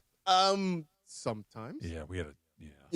But when it's August and your team's 15 games out of first and it's 103 in Bakersfield, you rethink your life a little bit sometimes. Like, what am I doing? That's the other thing too. Like because we started talking about this because we're going to be out at the Tower Buzzers on Thursday for their opening game. Laura's going to do some work with the Tower Buzzers this year as well.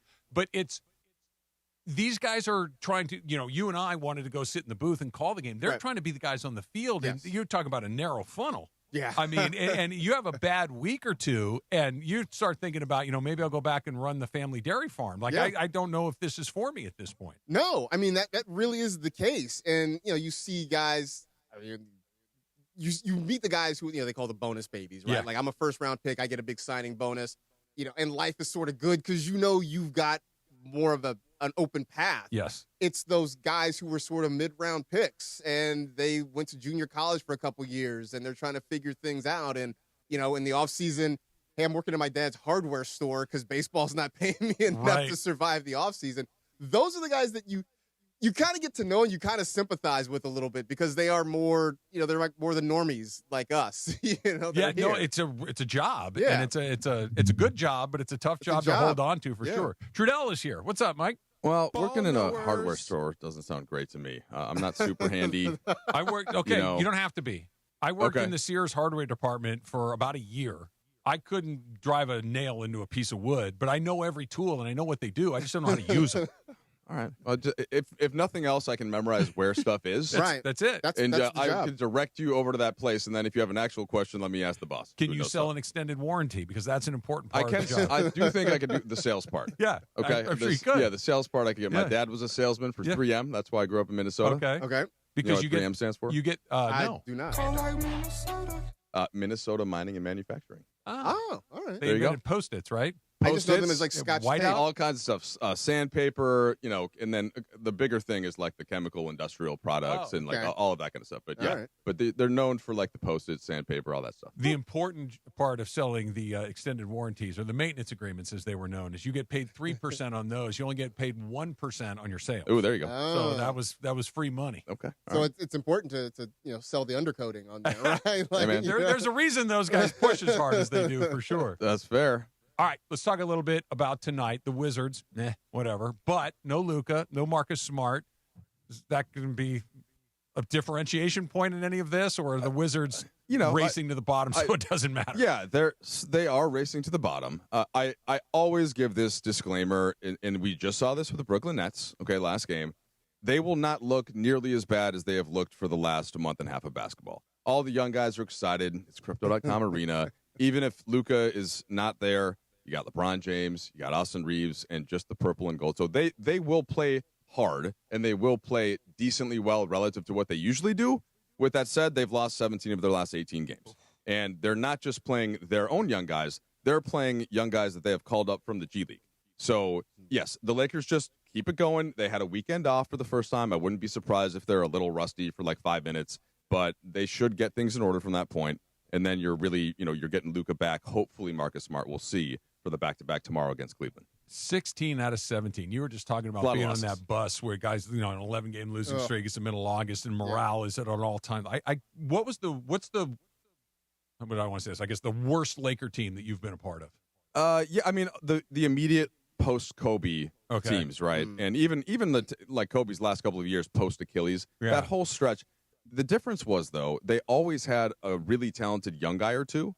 And that, to me, it's the same thing. So, yes, it's not fun to lose, but when all of the young guys can see some path of success into the future and they're playing well individually, you'd be surprised that, like, the mood can be okay.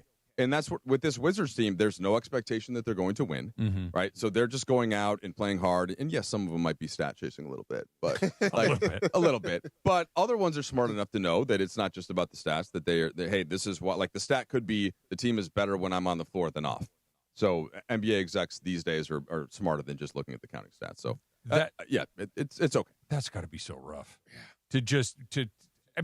Thankfully, I think part of it is just the market of being in Los Angeles, that we have good teams, because if you do that, nobody's coming. Like maybe the Lakers could get away with it for a season here or there, but you look around the league, a third of the league is racing to the bottom.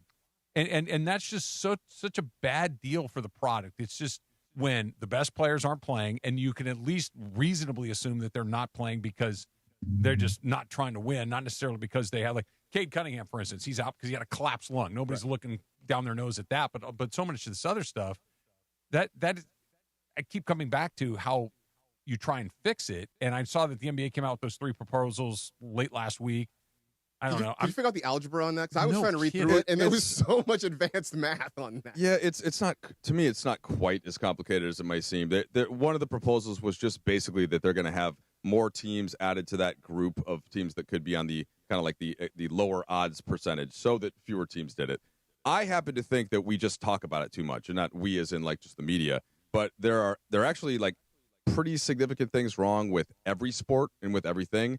There's a lot more good about the NBA. And I get that there's the occasional dud game between two teams that are trying to get a low draft pick, but for the most part, like there's a lot of great storylines heading into the playoffs.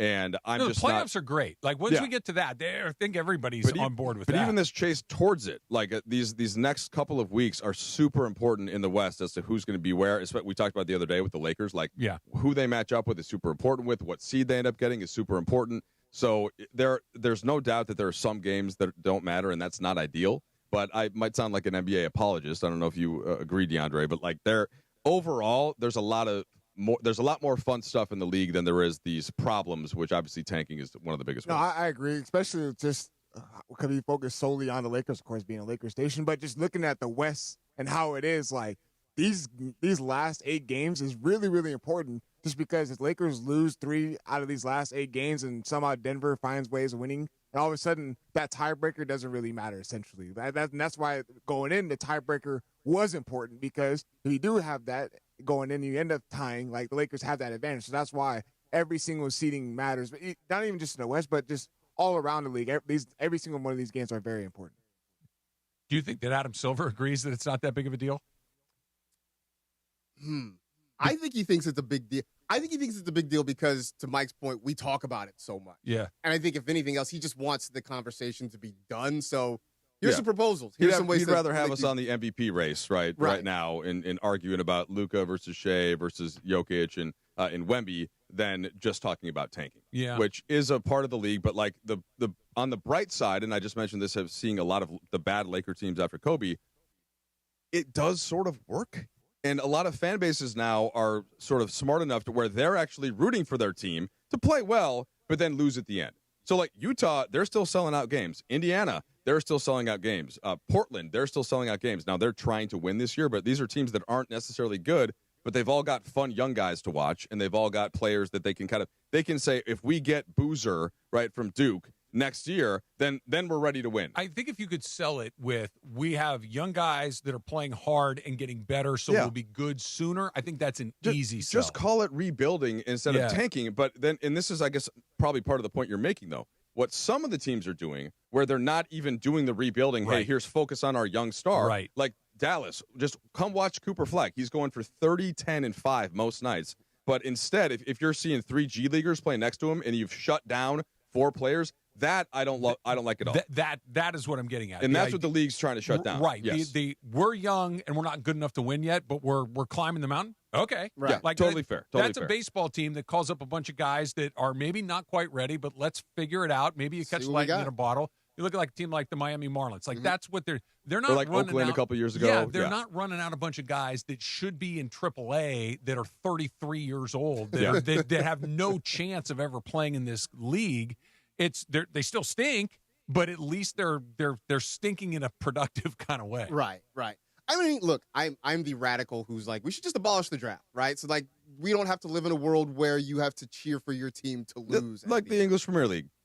Let's just how do players get distributed? Let's have rookie free agency. Okay. Let's have rookie free agency. Yeah. I mean, we have free agency It'd be now. good for the Lakers. We have we've got salary cap. It would be. We've got a salary cap. We got a salary floor. You have a much money.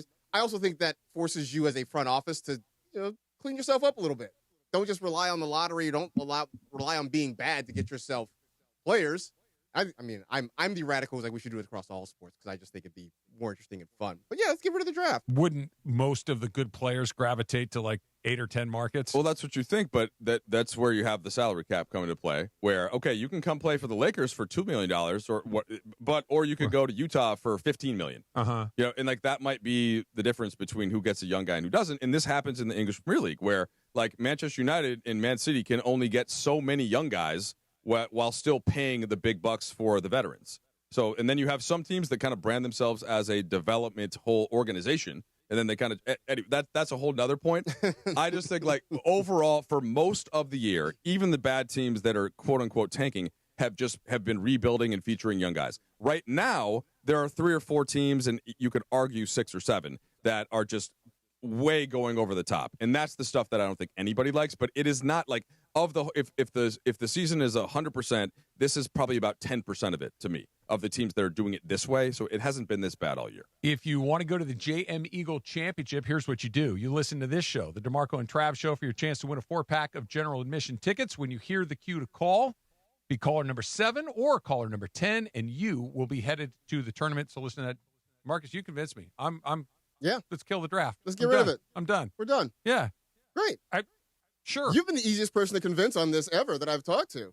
I'm not opposed. I just don't think it'll happen because the same. The owners of the teams in the smaller markets, to me, that's the impediment to it. And it would have to be a majority vote. The answer to this could be none at all. It could have no factor at all. But how much of it would be is just the draft is compelling television content. I think that's most of why we do it. Yeah. Yeah. Yeah. Yeah. Like, I think it's the thing we've always done. We can hype it. Well, you could still auction feels like a bad word, but like the distribution of the players. Like we'll have a night where every guy gets to go and I'll get back into the soccer element of this. They have what they have called transfer windows, where you basically have, and you could do this in the NBA if you were going to have no draft. And so there's a preseason one they have in English Premier League. It's like September. That's the first one. So you can sign whoever you want for a month. It's open. Then it shuts down until January. Then it opens up for a month. Same thing. You can sign. You can bring players in mid-season. Then it's essentially like a trade deadline. Then that stops. Then that opens up again for the summer window. Then everything's open again, and then it closes. So basically, you have windows, and each one of them you can televise. What's the name of that whack company that was doing the trees with Kawhi? Aspiration. Would you have a lot of aspiration situations where I'll come for your $2 million to use the number, and oh, by the way, I'm on the board of directors for Plant Tree USA. Look, it's not even like that. It's not even, you don't even have to lie about it that much in England. Like half of the teams are run by just oil countries. It's true. At this point. Right. So like the Abu Dhabi just owns Manchester City, and they're like, what, how much? It's not like it doesn't have to be covered up by a sponsor. Okay, here's $100 million for this player. I honestly think, to your point though about it being a televised thing, if you're going to do rookie free agency, why not do it the way for National Signing Day, right? You have a kid who's just sitting at a table with like 5 hats in front of him, right? So it's like Cam Boozer sitting there, and he's got a Laker hat and a Knicks hat and a Heat hat and a Suns hat, and he dekes you, and he finally puts on the Phoenix Suns hat. And you're like, make it a thing. This is exact. They're already doing that exact thing. So Elliot Anderson is a player right now who plays for like a smaller English Premier League team. All the reports right now are Elliot Anderson is going to choose between Manchester City and Manchester United, right? And it could go that way, but more likely than not, actually, just 100% of it will not happen. Yeah, and then the poor think about that. Utah Jazz would never have a hat on the day. It would be the Heat, the Knicks, the Lakers, the Suns, the Celtics. The Celtics would be there. Yeah. Well, after I keep trying to get off, and of course I just keep piling on now. What would happen would be then the Jazz would pay for would be like the development team, and then once the players hit their 3rd or 4th year, then the Knicks would like to give you $100 million in a transfer fee, essentially. Pirates. Yeah. Right. And then once the player gets good enough, then they accept the check, and then they use that to fund their whole youth system. Okay. So yeah, it could go like that. Well, I see what the Sacramento Kings future is going to be. I mean, you just described what the Dodgers are going to do with Paul Skeens. 3, 2, 1. That feels like that's what's going to happen before too long. You mentioned the MVP race, which is a lot more fun to talk about. 4 guys, 1 spot. That's coming up next. Trudell is here. Marcus is in for DeMarco. It's DeMarco and Trav, ESPN LA. Mason and Ireland, the OGs of LA sports talk. By the way, 61 is just a random number anyway. I can't believe I made it to 61 years old. We're happy you're here. Yeah, thank you. Took a dark turn for a second. Yeah, no, I can't believe I made it this far. I'm excited. I'm not anywhere close to done. Just to be clear, I'm not close to done, but I'm surprised I got this far. Mason and Ireland, weekdays at noon on 710 ESPN, the ESPN LA app, and on YouTube. Want to go to the JM Eagle LA Championship? Call 877-710-ESPN right now. That's 877-710-3776. Caller number 7 and caller 10 win a 4-pack of GA tickets. Tickets are valid any date, Thursday through Sundays. So you don't miss your chance to catch the action live only with ESPN LA. Hey, it's Cap. Inheriting a home can be overwhelming, but Seller's Advantage makes it easy. One customer shared, quote, inheriting a home felt like too much work. Seller's Advantage gave us a reasonable offer, handled everything, and closed in 3 weeks. I highly recommend them. Skip repairs and headaches. Call Seller's Advantage today at 888-390-AS-IS or visit sellersadvantage.com for your free cash offer. Don't worry, sell happy with Seller's Advantage. Providence Realty DRE number 019-15-21-2. Prizes, flyaways, even cash money. You want it? We've got it. Find a list of all contests and official rules by visiting ESPNLAcontests.com. That's ESPNLAcontests.com. Hey Rams fans, it's your quarterback Matthew Stafford here. The Rams and United Way of Greater Los Angeles are excited to bring Walk United LA to SoFi Stadium this year on Saturday, May 9th. Join me and my family for the 5K walk run and help support our Los Angeles community. Registration is now open at walkunitedla.org, where you can sign up for Team Rams and learn more. Our team is only as strong as our city, and this walk is about uplifting all Angelinos in need. Why do we grill to order at Waba Grill? It's just better for you.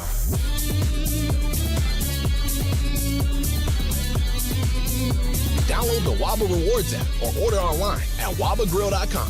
Waba Grill, it's for you. Mexican flavors always a part of the celebration. Whether you're courtside or catching a concert, start your evening where LA gathers for that unmistakable Javier's experience. Javier's newest location is just steps from the arena. Javier's downtown. Tradition, taste, and an amazing start to your evening. Harry Douglas here. Game day brings the excitement. Your stay should feel just as memorable. With Marriott Bonvoy, official hotel partner of the NCAA and U.S. Soccer, you're connected to a portfolio of brands designed for how you travel. Some offer complimentary breakfast, others give you room to spread out, space to stay productive, or extended stay comforts. So whether you're a traveling fan or part of the team, Marriott Bonvoy celebrates the moments that live on before and after the game. Marriott Bonvoy, where game day checks in. Adam Schefter here. Did you know the average employer sorts through about 250 resumes for one job opening? Well, if you're hiring, here's good news. You can now review resumes and applications faster thanks to ZipRecruiter. With ZipRecruiter's new feature, qualified candidates who are very interested in your job show up at the top of your list. No wonder ZipRecruiter is the #1 rated hiring site based on G2. Try it for free at ZipRecruiter.com/sports. That's ZipRecruiter.com/sports. This is the afternoon show with DeMarco and Travis. I love a good fruity cocktail. Yeah. Oh, yeah. You look like a fruity cocktail guy. I will have one. DeMarco and Travis is on right now. Trudell, I got a question for you. And Marcus, you can certainly weigh in on this because if you say yes, you're going to get inundated. Okay. I went out to dinner with my folks last night, and I ordered a martini. I was going to send you a picture of it just because of our little martini thing that I'm trying to introduce you to. But I'm like, Trudell and I really don't have a relationship like that where I just send him a random picture of a drink. Should I have sent it? Should have sent it, yeah. Okay. I would have taken it as a sign of like the next next level of evolution of our friendship. Okay, good. Then yeah. that was the message I wanted to convey. Yeah. So, Marcus, would you like to be on the martini thread? Sure. I will admit that I don't like vermouth. Okay, which we'll is kind get of it extra dry. It's kind of an obstacle to the whole martini thing. But sure, I would enjoy a picture of a well-crafted cocktail. Okay, good. Let me just stop you there for a second. I don't know that I could identify vermouth enough to say that I like it or didn't like it, other than as like a part of the drink. What is it? When I've had martinis, there's something about like when I have a Manhattan because there's different type of vermouth in a Manhattan. Is there? What is vermouth? So vermouth is a fortified wine. Okay, it's alcohol. It's a fortified wine, and there's sweet vermouth, which is in your Manhattan, and there's dry vermouth, which is in a martini. Sweet vermouth can sometimes have like kind of a reddish hue to it. Is it like part of what makes it a martini? Yes, the vermouth? The martini has 2 ingredients. It has the spirit and it has the vermouth. Okay, vermouth has like a little slippery and then you mouthfeel add to it. The olive is if you want dirty or not. Well, the olive can be the garnish, or you can put a little olive brine in it if you want it dirty. Okay. So are you a vodka or are you a gin? I'm a gin martini person. But very a drop or two of vermouth, swirl in the around, glass, dump it out. Yes. Like, so you just enough that you know it's it's like there, but film, that's about thin it. film on the glass. Very Yes. filmy. Yes, indeed. right. All right, there's your bartender check. And kids, if you're listening, don't do any of that. But Mountain Dew is an excellent tasting product. Okay. You and Emily Hebel, you guys must be on the Pepsi. I'm just trying to if you're like, that sounds interesting, but I can't try anything for a few years. So yeah, Mountain Dew tastes better. There you go. You're on the Mountain Dew payroll for sure. I wish. Mountain Dew is fine if you're into that sort of thing. If you're into It does sugar, not taste better. Yeah, if things you that want, taste good. and caffeine. Yeah, Sugar the and caffeine I don't even think about. It's just the sugar. Isn't yeah. that like the number one caffeine? Like that is more caffeine than all the I sodas. think the caffeine's like pretty close though. Is it? even to that? And yeah. There's only it's I'll not like coffee. I'll ask Emily. Emily's my Baja Blast insider. Yeah, she knows all of the Baja Blast ins and outs. SGA, Luka, Wemby, Jokic. Is it a 4-horse race or is it a 1-horse race? I think it's a 4-horse race. I think all these guys are still very much in the mix here. I think Wemby is coming on strong right now, is really making a case. I think you could say probably the same for Jokic because the Nuggets are getting healthy at the right time and starting to play better basketball right now. I still think all these guys are very much involved. Luka has been as hot as anybody over a month and change. Do you think it's a 4 or is SGA going to win unless something really weird happens? So the way that these things always go now, it's we actually know what the voting pool is, and Tim Bontemps here at ESPN does this straw poll where like 4 times a year, and it's a little bit of like a self-fulfilling prophecy. Whereas I think everybody who votes listens. And then, so I do think we get in danger a little bit because of that, of having it be a little bit too much groupthink. With all of that said, just the way that MVP voting is broken down in the past, Shea will most likely win by being the best player on the best team who has the stats that are equivalent, at least, of the other best players. So if Jokic or Luka or Wemby, if their statistics were way better than Shea's and the team was within a couple of wins, then I think you would have a much stronger argument. But that's, to me, where, like, historically, you haven't had an MVP that wasn't best player, best team, unless they were just blowing everyone else out of the water. And so here's the thing, though.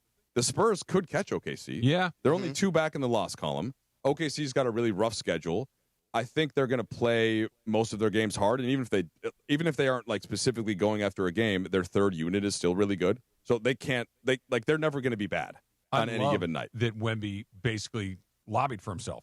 You know, that 50% of the game is down there. And by the way, he's right. Like, for me, and I'd love to see Luka win it because it'd be fun to have an MVP here in town. It'd be fun to have an MVP on the Lakers again. It would be fun just to see him kind of fulfill his destiny as quickly as he did here. But let's I watch Wemby, and it's like that.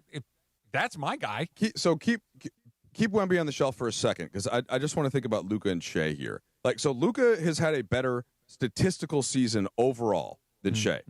Now, the one thing where you would give Shea a little bit more of a benefit of the doubt is that he has fewer turnovers, and now, granted, he doesn't have the ball quite as much, at least in terms of trying to make the passes that Luka does, and he's more efficient because he's more disciplined with his shots. Like, Shea will take the same types of shots. A lot of them are elbow jump shots. A lot of them are baseline jumpers, and if you get too close to him, he will orchestrate his way to the free throw line. And he's slippery, so he gets to the rim, so he finishes. And just to give you exact numbers, so Shea's at 55%, which for a guard is ridiculous. Only a couple of guards, like including Michael Jordan, are able to shoot like that. Now, Luka's at 47% from the field, but here's the difference. He makes so many more threes than Shea, and I think, he makes 4 threes per game. Shea makes 1.7. Luka also gets to the free throw line at least they're about a wash at the free throw line, 8.1 to 7.9. So assist numbers, though, this is where Luka, I think, is more special. He's closer to 9 assists. He's like 8.4, and Shea is 6.5. And he's just a better passer in general. His assists lead to wide open threes or dunks, right? Shea's got a little bit more to work with. So, like, they are very close. Now, the OKC has how many more wins? About 10 more wins, I want to say. So that, if you're going to argue, you can make an argument statistically for Shea where it's at least close to Luka. That's why people will go to the team record. But if I had to have one of those players right now to win a game, give me Luka. Yeah. You guys agree? With that specific set of parameters, I got to go win tonight. Yep. Do I want SGA or Luka? I'm going to take Luka. I think Luka might. If we're putting all the guys back in the mix, I think in that case, I'm taking Jokic. If I got to win one game, I think that's fair. Proved it in the playoffs. I think he in would the be finals. my guy. Okay. Has any one market or city had all of the MVPs from the major sports? Oh, at the same time? Shohei for the Dodgers right now. Matthew Stafford with the Rams. And now, and potentially, Luka. I can't see it happening. I mean, I can't think of when it could have happened. I guess like any time. Hold on a second. Let me think here. Like when the Yankees were winning every year, but you have to go back to like the 60s and 70s. But like the NFL, the Giants and the Jets were the Jets. I'm just thinking the Yankees LA and Knicks were both good at the same time.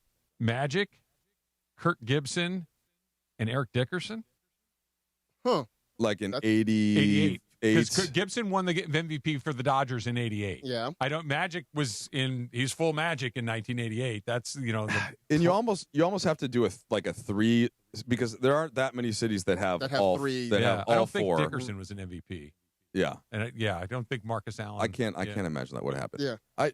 Travis, you're circling back to your Wemby argument. Yeah. And I am somebody that is partial to we don't give enough credit to defense. And so Wemby himself made this argument. Yeah, I thought it was which great. is smart.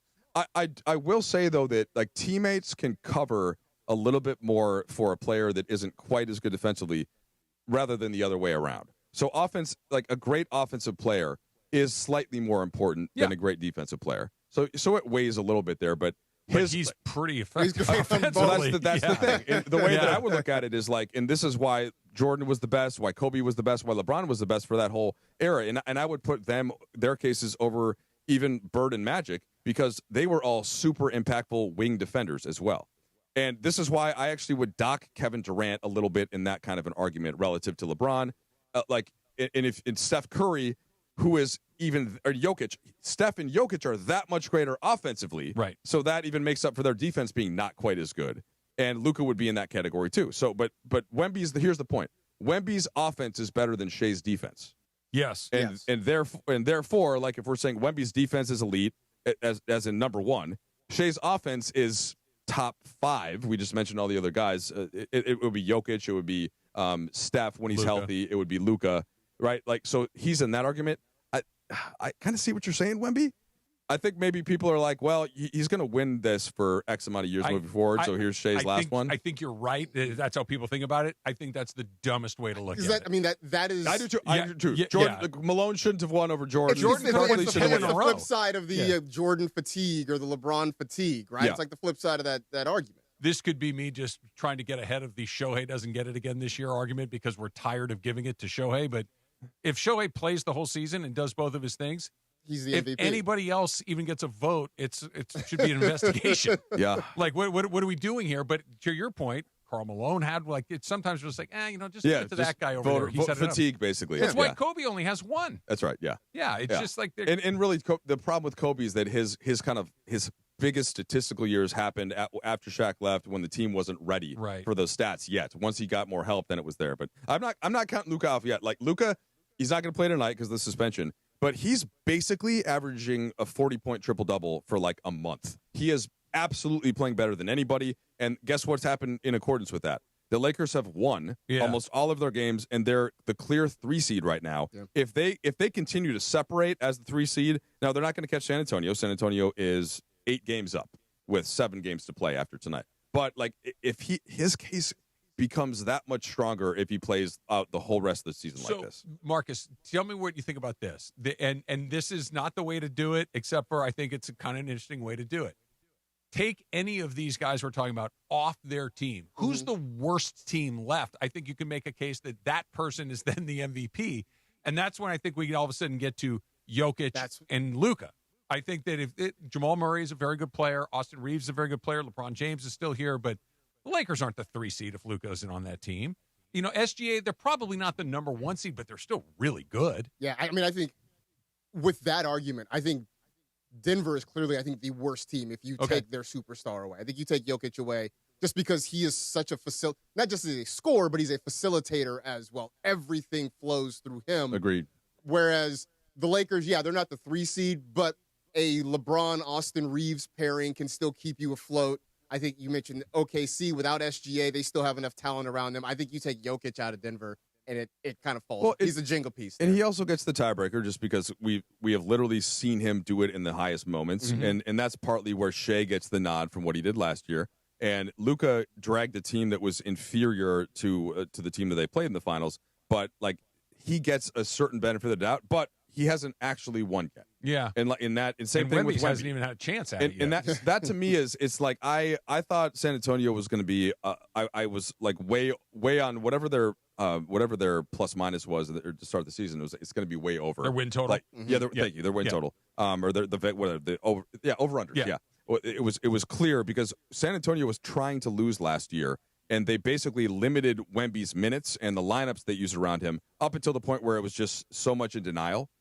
So if you watch them last year, you're like, okay, they are actually much closer to being really good than they're trying to be. And then they get Harper because they tanked again last year, and then here they go, they're off to the races.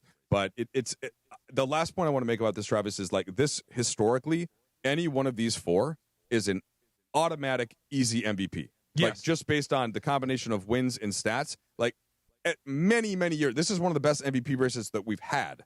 In recent memory. I think that if any of the four did win it, I don't think there's outrage. There's not much argument. I don't think there's a what the hell happened here. I think it's a, okay. I kind of get it. I kind of get where you're going with it. All amazing seasons. It is a Michelob Ultra Reaction Monday. The Lakers look to defend home court tonight against the Wizards. Pre-game coverage begins at 5:30. Tip-off is at 7.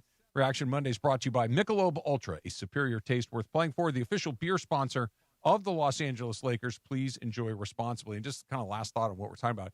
I wouldn't hate the idea, and I like knowing who has votes, and I like knowing that, who's going to determine these things, but I wouldn't hate it if everybody kept it to themselves until the very end. And just because I think, to your point, it's like if I hear Marcus is leaning towards SGA, and maybe I was like, well, let me take another, maybe Marcus knows a little something that I like. Maybe I want to figure out who I think it is and then vote for that person. You do the same, and then let's just see where it lands. And if nobody knows, secret ballot kind of thing, if I don't know what everybody's leaning towards, I might make a different decision. Because I don't want to be the one guy that isn't on the train. This is such a sort of chicken egg thing for me, because there was the one year where clearly like LeBron should have been the unanimous MVP and Gary Washburn voted for Carmelo Anthony, and there was like this outrage about it. And so to your point, like it's good that he sort of went through the exercise, but then I think clearly got it wrong. Yeah. And so by having a lot of these debates and podcasts and people talking about it all year, I think what ends up happening is that the few kind of media people who people agree, and we know who it is in every different sport, they end up influencing early. And I'm like, I guess at the end of the day, I'd rather get it at least close to right than everybody coming up to it at the end. But it does create the part that we were talking about earlier that's not as if you get a genuine vote that's about it. 20-1, then the one guy's a bonehead. Yeah. But if you get a vote that's, if there's 21 votes and one guy gets 8, another guy gets 6, another guy gets 5, it's like that to me is more compelling. Which is, I think, what happens this year. Right. I think this was going to happen. Right. Well, exactly. And that's the problem, though, is that this is why people are going to have a hard time not voting for Shea, even if they think Luka's better. Yeah. And if they think that Jokic is the better player or Wemby had the better season, because the easiest sort of groupthink argument to make over the years is, well, the team has more wins. They won the finals last year. The stats are close enough. So I guess he gets my vote. Little tip or no tip is coming up next. DeMarco is out. Marcus is in. DeMarcus plays for the Cowboys. That's a fair combination of names. And then DeAndre is over here. Yeah, that's right. Got a lot of D's on the show today. It's coming up next. It's this show, ESPN LA. Hey, it's Chris Morales. This March, during Colorectal Cancer Awareness Month, our friends at Providence remind you that colorectal cancer often starts with no symptoms, but screening can save lives. If you're 45 or older, it's time to get screened. Providence brings together the best minds in cancer care, keeping you in the game with trusted, compassionate support. Take control of your health. Learn more at providence.org/SCA colonoscopy. Providence, caring with compassion in Southern California.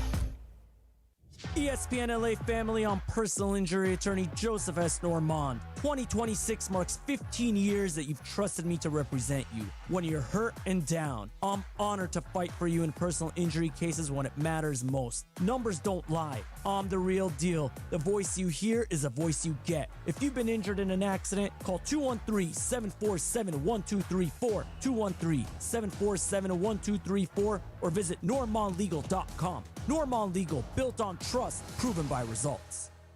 Smalls here, look, I get it. GLP-1 weight loss shots are popular. They're everywhere. But not everyone is thrilled about weekly injections. So what if your GLP-1 was as easy to take as a mint? That's why I want you to know about compounded terzepatide. It's a mint-flavored tablet you simply let dissolve under your tongue. No needles. It's designed to help curb appetite and reduce cravings, even sweets and carbs, which are my personal enemies. And when hunger's under control, it's easier to eat less. Stay away from the junk foods that trip you up and tackle your weight loss goals head on. And this is important. The compounded terzepatide is recommended by the medical board of the wellness companies, the doctors I trust. Look, if you're serious about getting your weight under control and weekly shots aren't your thing, I strongly encourage you to look into terzepatide. Getting started is fast with an easy online physician consultation. Imagine discovering a no-needle option that fits your needs. Go to noneedles.com/smalls. Promo code SMALLS to save $50. That's noneedles.com/smalls. Promo code SMALLS to save $50. Prescription required. Always consult your doctor to determine if this product is right for you.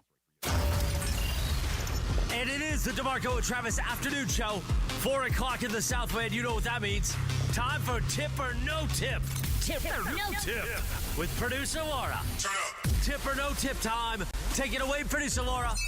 Thanks, Chris. And I always try to do something foodie on this show for Tip or No Tip. But this one had me rolling when I read it over the weekend. A massive chocolate heist went down in Europe. Did you guys notice that nearly 400K Kit Kat bars, that's about 12 tons, were stolen while being transported from Italy to Poland? The truck and all the chocolate vanished and still has not been found.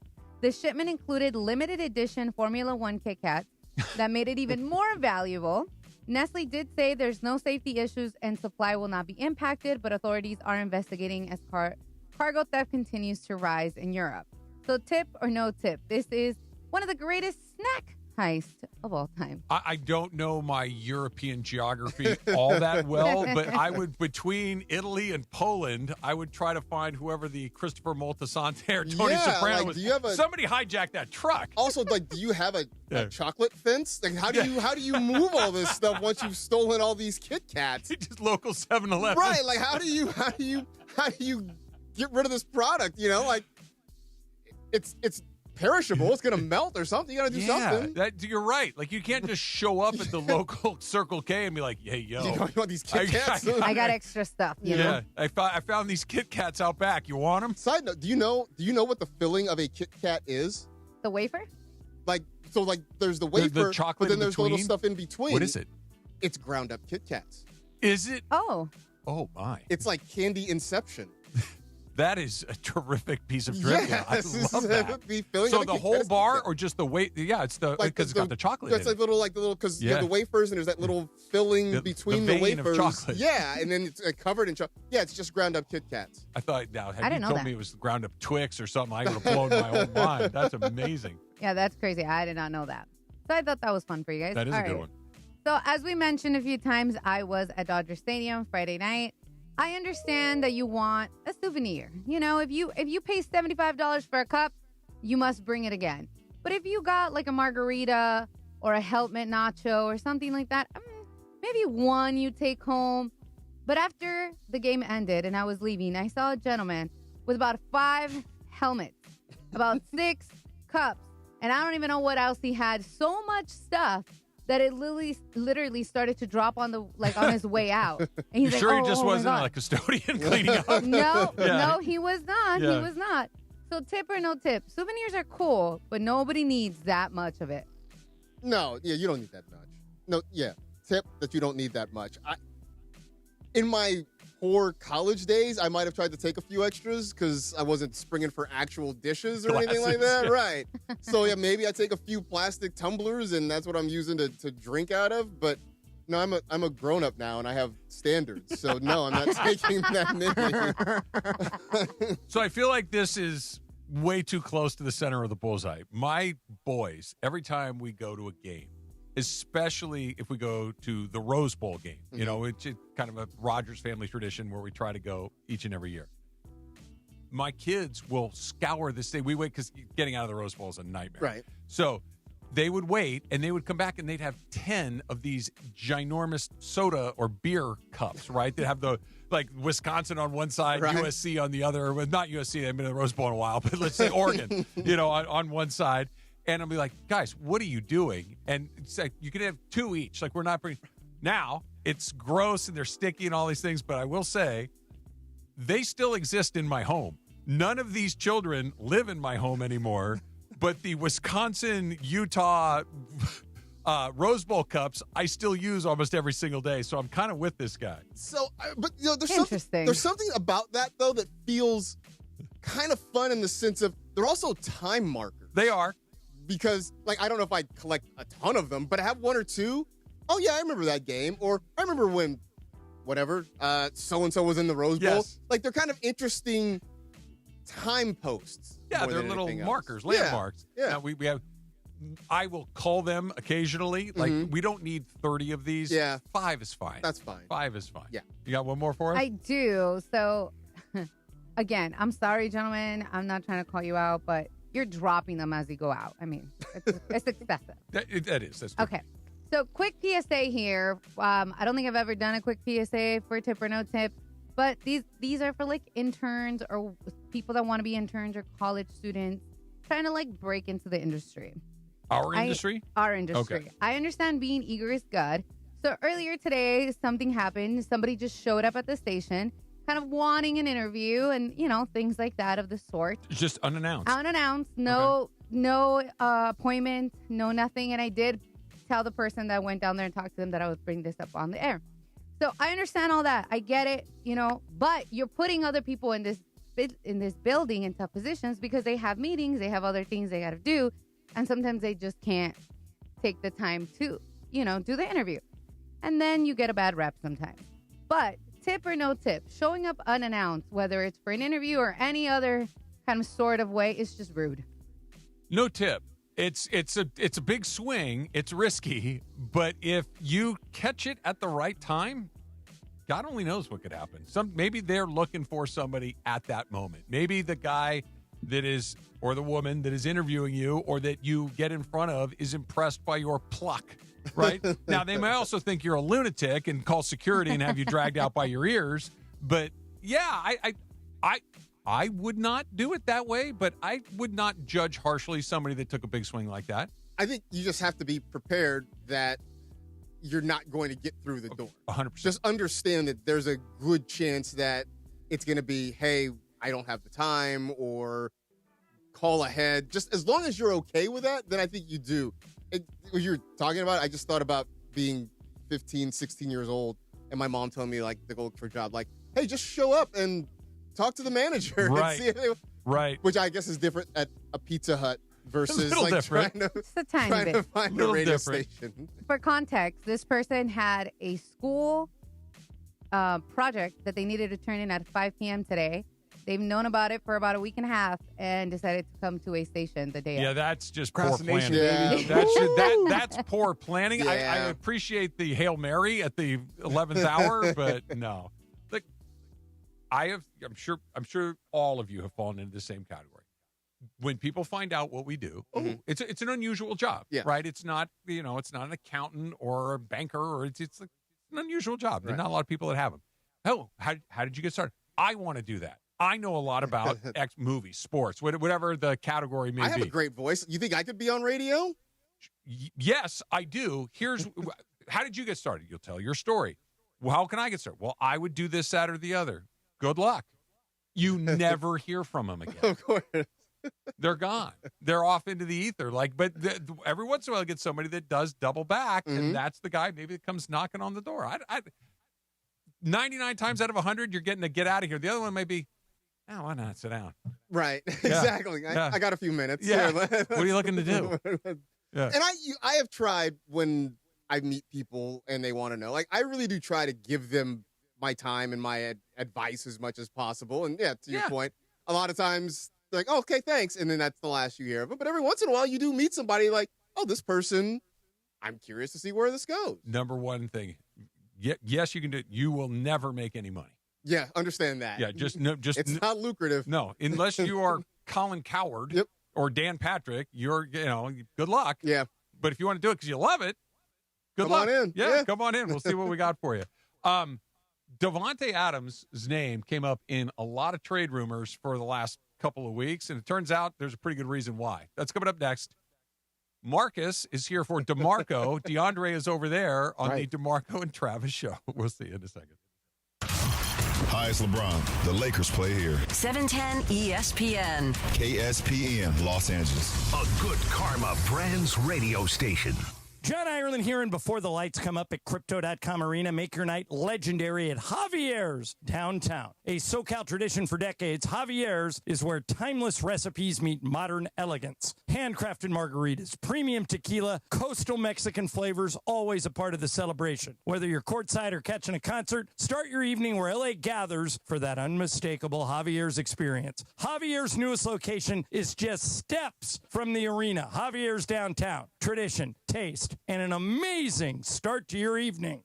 Hey, everybody, it's Cappy, and I know that a lot of people around are getting sick right now. You are not imagining this. It's real. Doctors have said this is the worst cold and flu season in 25 years, and it's not over. And listen, I was just away visiting some friends up in Mammoth, and everybody was coughing and sneezing, and I don't know about you guys. I can't get sick. I'm sure you can't get sick.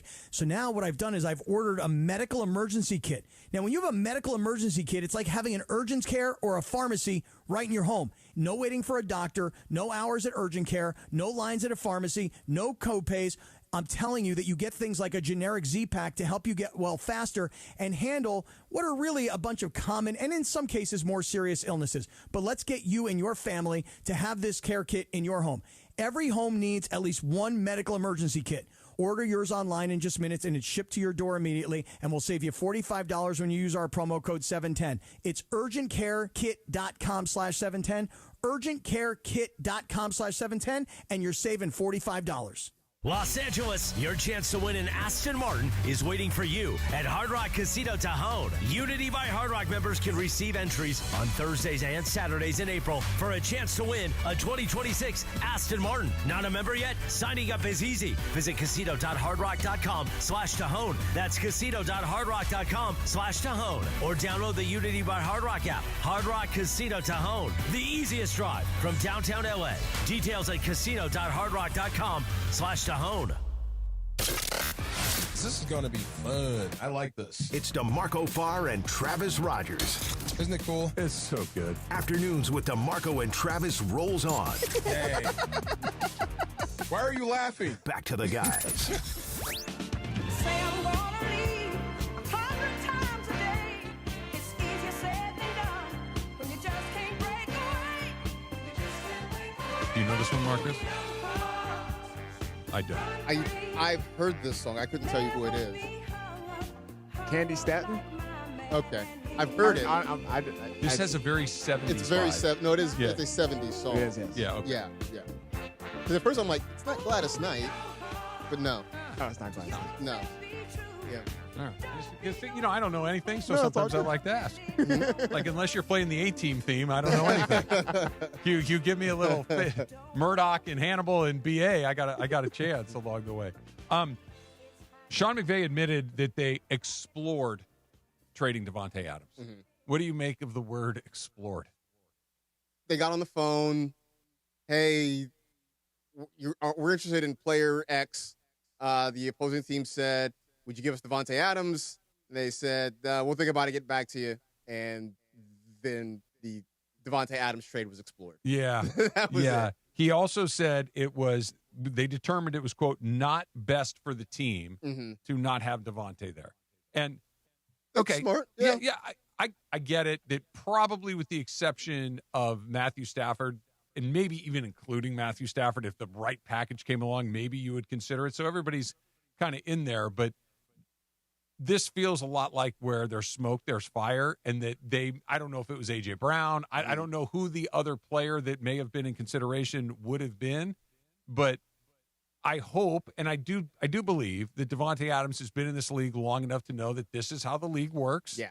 I am here for now. I don't know how long I'm going to be here. I think he knows he's on a really good team. I think he knows he's got a really good quarterback, and that even if they did explore the possibility of moving him, that this doesn't have any ripples on the pond by the time we get back to the season. No, I don't think so. He's been around enough. He understands the business side of this whole thing, and I would be sure with these stories surfacing, I would think somebody, whether it's Sean McVay, Les Snead, probably reached out to Devontae and is like, look, here, this is what happened. We're still cool. We still want you here. We still need you here. I think this is a thing that's going to be water under the bridge by kickoff. Yes, I think because it's Devontae, because he's been a younger player, I would maybe think that. Because, look, if somebody says we were thinking about – and this is what's so weird about professional sports for most players. I know there's a handful of them that get some control over their destiny. But I could work in Los Angeles one day. I got to be in Cleveland next week. Yeah. And I don't have any say in whether or not I'm going there. Mm-hmm. That would mess me up because, you know, when you're Devontae Adams and you're coming in and saying, we're going to sign you to a 2-year deal. You have a great year. He led the league in receiving touchdowns. He was a big part of what they did. And now all of a sudden I'm thinking, okay, I can take a deep breath. I can grow little roots here. And the next thing you know, it's like, yeah, well, we explored the idea, but we still love you. Right. Do you? Yeah. But you were going to dangle me out there for a trade. Right. But that messed me up. It's wild because it's not a thing that happens in literally any other industry. Like if somebody said, hey, Trav, we're sending you to Baltimore. You got to show up on Monday and start talking Baltimore sports. Like, good luck. Yeah. Right. Yeah, like, how many segments you want on Cal Ripken? That's all I got. Right. Yeah. You know? It is a bizarre thing that only happens in professional sports. Not for me. No, I mean, I guess when you make money like that, it's part of the deal. Mm-hmm. And then there's Puka, and McVay talked about Puka, and I thought it was exactly right. I thought what he said was threading the needle perfectly between we support him, he's a terrific player, we love having him here. We have big plans for him. He's shown a great deal of growth. He's learning from some of these trials and tribulations. We're helping him figure out better ways to avoid stuff like this in the future. But and then what came after that was he needs to make sure that stuff like this starts happening less frequently, that it doesn't happen, that he's a face of this. I thought that the but was very important there because it wasn't just one of these, we're going to sweep it under the rug, we're going to give him the money, we're going to move on. This was don't make us have to make a decision on you. Well, because it's starting to happen multiple times now. This isn't a first offense. And I think some of this is also the frustration. You talk about Sean McVay threading the needle about what to say and how to explain it. I think some of it is the frustration of we've had practice on how to explain this to people now. Like, this isn't our first go-around with this. And I think there's just a fatigue factor with all of it. And I think that's what's starting to come through now. Puka's the perfect test case for this because he's their second best player, right? And might be their best player. You know, hard to say when you got the MVP at the quarterback position, but Puka Nacua, like you went around the league for other wide receivers and take all of the noise and put it aside. I don't know if I'm trading him for too many guys. Right. Maybe JSN, maybe Justin Jefferson, maybe one, but I got a guy. Mm-hmm. But for the first time in this, I got a guy, but man, I got to talk about you try to bring a live streamer in here. I got to talk about you turn on your phone in the locker room. I got to talk about you doing a dance where, you know, it's anti-Semitic and you say you didn't know. Okay, cool. And then, you know, maybe you didn't. And then the referee stuff. And then you double down on it. It's like, can you let me just enjoy the football of it all? And I'm talking as a Rams executive as opposed to, I gotta address why you're on TMZ again tonight. Yeah. Yeah. No, it is, and it's the thing where I always say this: if you're not going to be an exemplary human, you have to be exemplary at your job. And right now, Puka definitely checks the on-field box, but you wonder how long the patience remains for the other stuff. You know, right now he's still there. We talked during Supercross talk about contract extensions, right? The Seahawks go out and they threw the bag at Jackson Smith and Jigba. In theory, Puka is the next guy in line, right? Mm-hmm. But now you really do have to, do we trust this guy not to implode off the field because of all this stuff? I'm trying to think, is the Raiders of our youth were the team that we don't care, man. Can you play? Come on in. We don't care. Right. Like, we just show up on Sundays, be really good at football, and we'll deal with the other stuff, or we won't. Mm-hmm. We'll just kind of go through it. The Rams are not that team. Like, you kind of think about the guys. Now, they've had little hiccups here and there. Guys have gotten it, but it's relatively minor stuff, and it happens once, and then it's gone. Yeah. And if it happens a second time, Cam Akers was an interesting one, and not that he had any trouble with, the law necessarily, but he and Sean McVay were not seeing the world the same way. And Sean McVay sent him home And then it was hey, we're kind of light at that, bring him back. And then the next thing you know, he was gone for good. This is not Cam Akers. This is one of the best players on their team, but they also have the push and pull of we don't want the stuff. Yeah. But how much stuff can you put up with when the production is that? I think, no, go ahead. I'm sorry. I think the most recent corollary is like an Antonio Brown. Yeah. Not that he was a Ram, but that it just became an avalanche of stuff with Antonio Brown. And yeah, what he gave you on the field was elite, but you just saw him eventually wear out his welcome in Pittsburgh and wear out his welcome in all these other places. I mean, that Tom Brady basically went out on a limb and vouched for him to bring him to Tampa. And that blew up. That blew up on him, right? Like that was sort of the thing, that Antonio Brown was amazing when he was on the field, but just the accumulation of stuff off the field sort of helped him run his way out of the league eventually. I always just keep on going back to one. I was going to throw out another comparison, but it's a different scenario and different circumstances in regards to Ernest Jones and how his contract situation was and how the Rams were like, because they generally don't pay linebackers. They generally, as far as in that field, they don't like doing that. And, he wanted to test the market and stuff like that, but he wasn't a distraction off the field. And he was able to get his bag. He was able to prove that. But going back into as far as Devontae Adams' situation and the Rams made him available as far as listening to calls and stuff like that. And say if that call was with the Eagles and with A.J. Brown. And thinking about all the distractions that Puka has been occurring throughout this whole entire offseason. And you're going to add another guy like A.J. Brown to that locker room. And I'm very high on A.J. Brown. He's a very, very good receiver. Arguably, for me personally, he's top 5 just out because he's unguardable. But he is a big, big ego. I think a lot of teams will put up with one toothache. I don't know if you need 2. Right. Right? Like, I don't know if I need one top and bottom. You know what I mean? Like, I can deal with A.J. Brown if my other guy is Devontae Adams. Yeah. Right? I don't have to worry about him. He's fine. He's going to show up to work on time. He's not going to say anything crazy.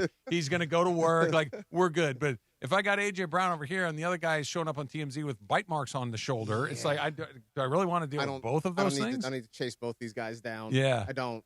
No. I think he's going to get his money.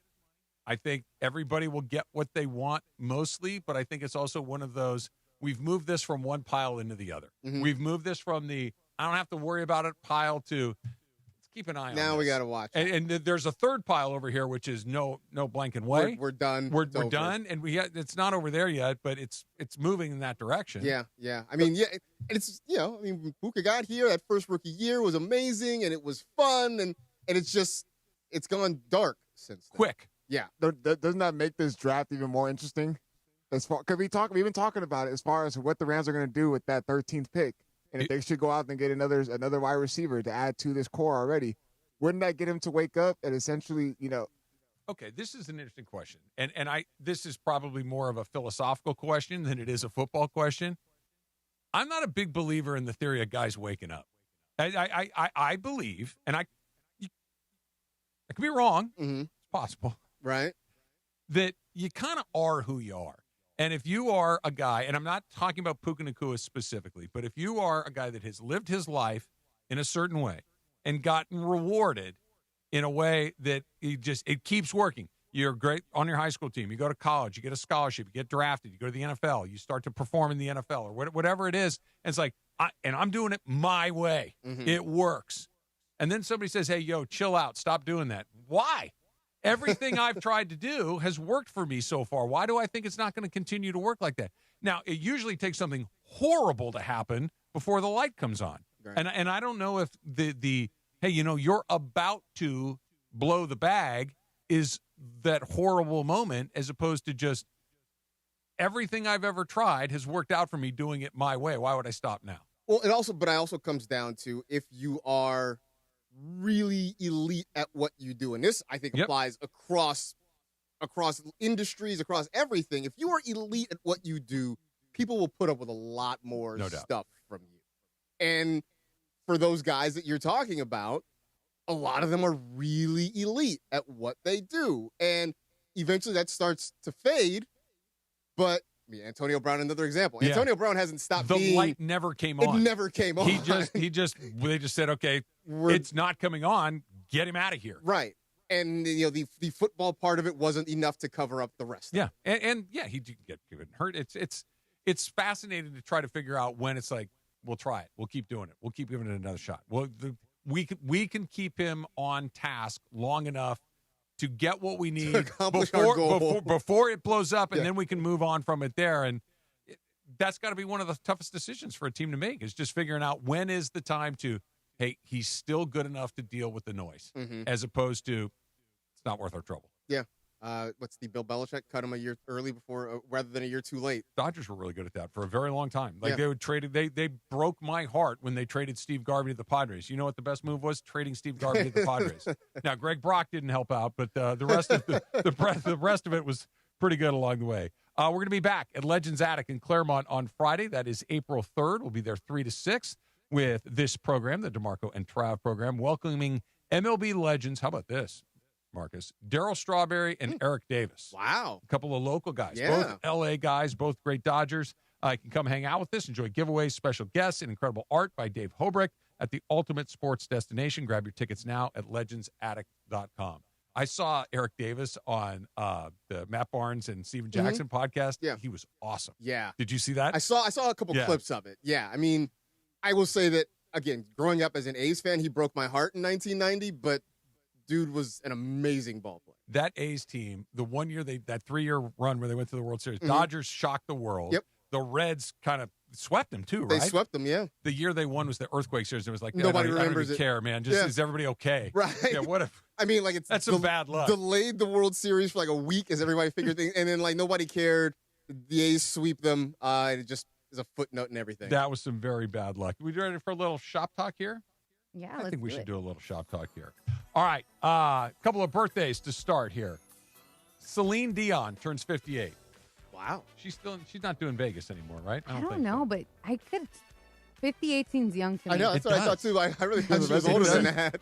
What's that? Does she have a residency? She did. I think she has she was an having health ailment issues. of some sort. Yeah. I'm not sure if she's still doing that.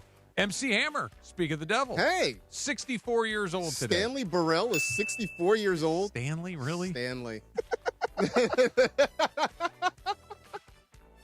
That changes everything. I mean, and no wonder he called him MC Hammer. Stanley Burrell sounds like a guy that does your taxes. I mean, Stanley Burrell he's selling you the extended warranty at a hardware store. You know, he definitely is for sure. Eric Clapton. Eric Clapton's 81 years old. My goodness, That sounds about right. See, that makes sense. I'm going to celebrate this when I get home tonight. It's going to sound stupid, but I am 100% in on this. It is I already National know. Fold Your Laundry Day. I knew it. Oh, all right. I love folding laundry. I don't mind fold. Like, I will do laundry. I will fold laundry. It's putting laundry away that's the hard part. Where do you leave it after you folded it? I just wherever, like on a nightstand or on the end of the bed. It's just, you know, You've done all the work. I know, but somehow putting it away feels like the hardest part to me. I love when all the T-shirts are folded just right, and everything. You put your little sweatshirts all folded up just right in the drawer. I don't mind folding it because I can fold it while I'm watching TV or we'll do whatever. You worked at the Gap. I did. So yeah, you're the professional folder. I got a question though. Do you have Seinfeld on as you're folding laundry? I got something. Okay. Yeah, there's something going on there. Seinfeld, The West Wing, something that I don't have to pay attention to, but I already know. But yeah, that's happening for sure. National Fitness Recovery Day. Does that mean don't work out? I was like, what is that? Yeah, rest day. Okay, that's your yoga day. That's most people's every day, right? Is you're just. I feel judged. I'm honoring National Fitness Recovery Day.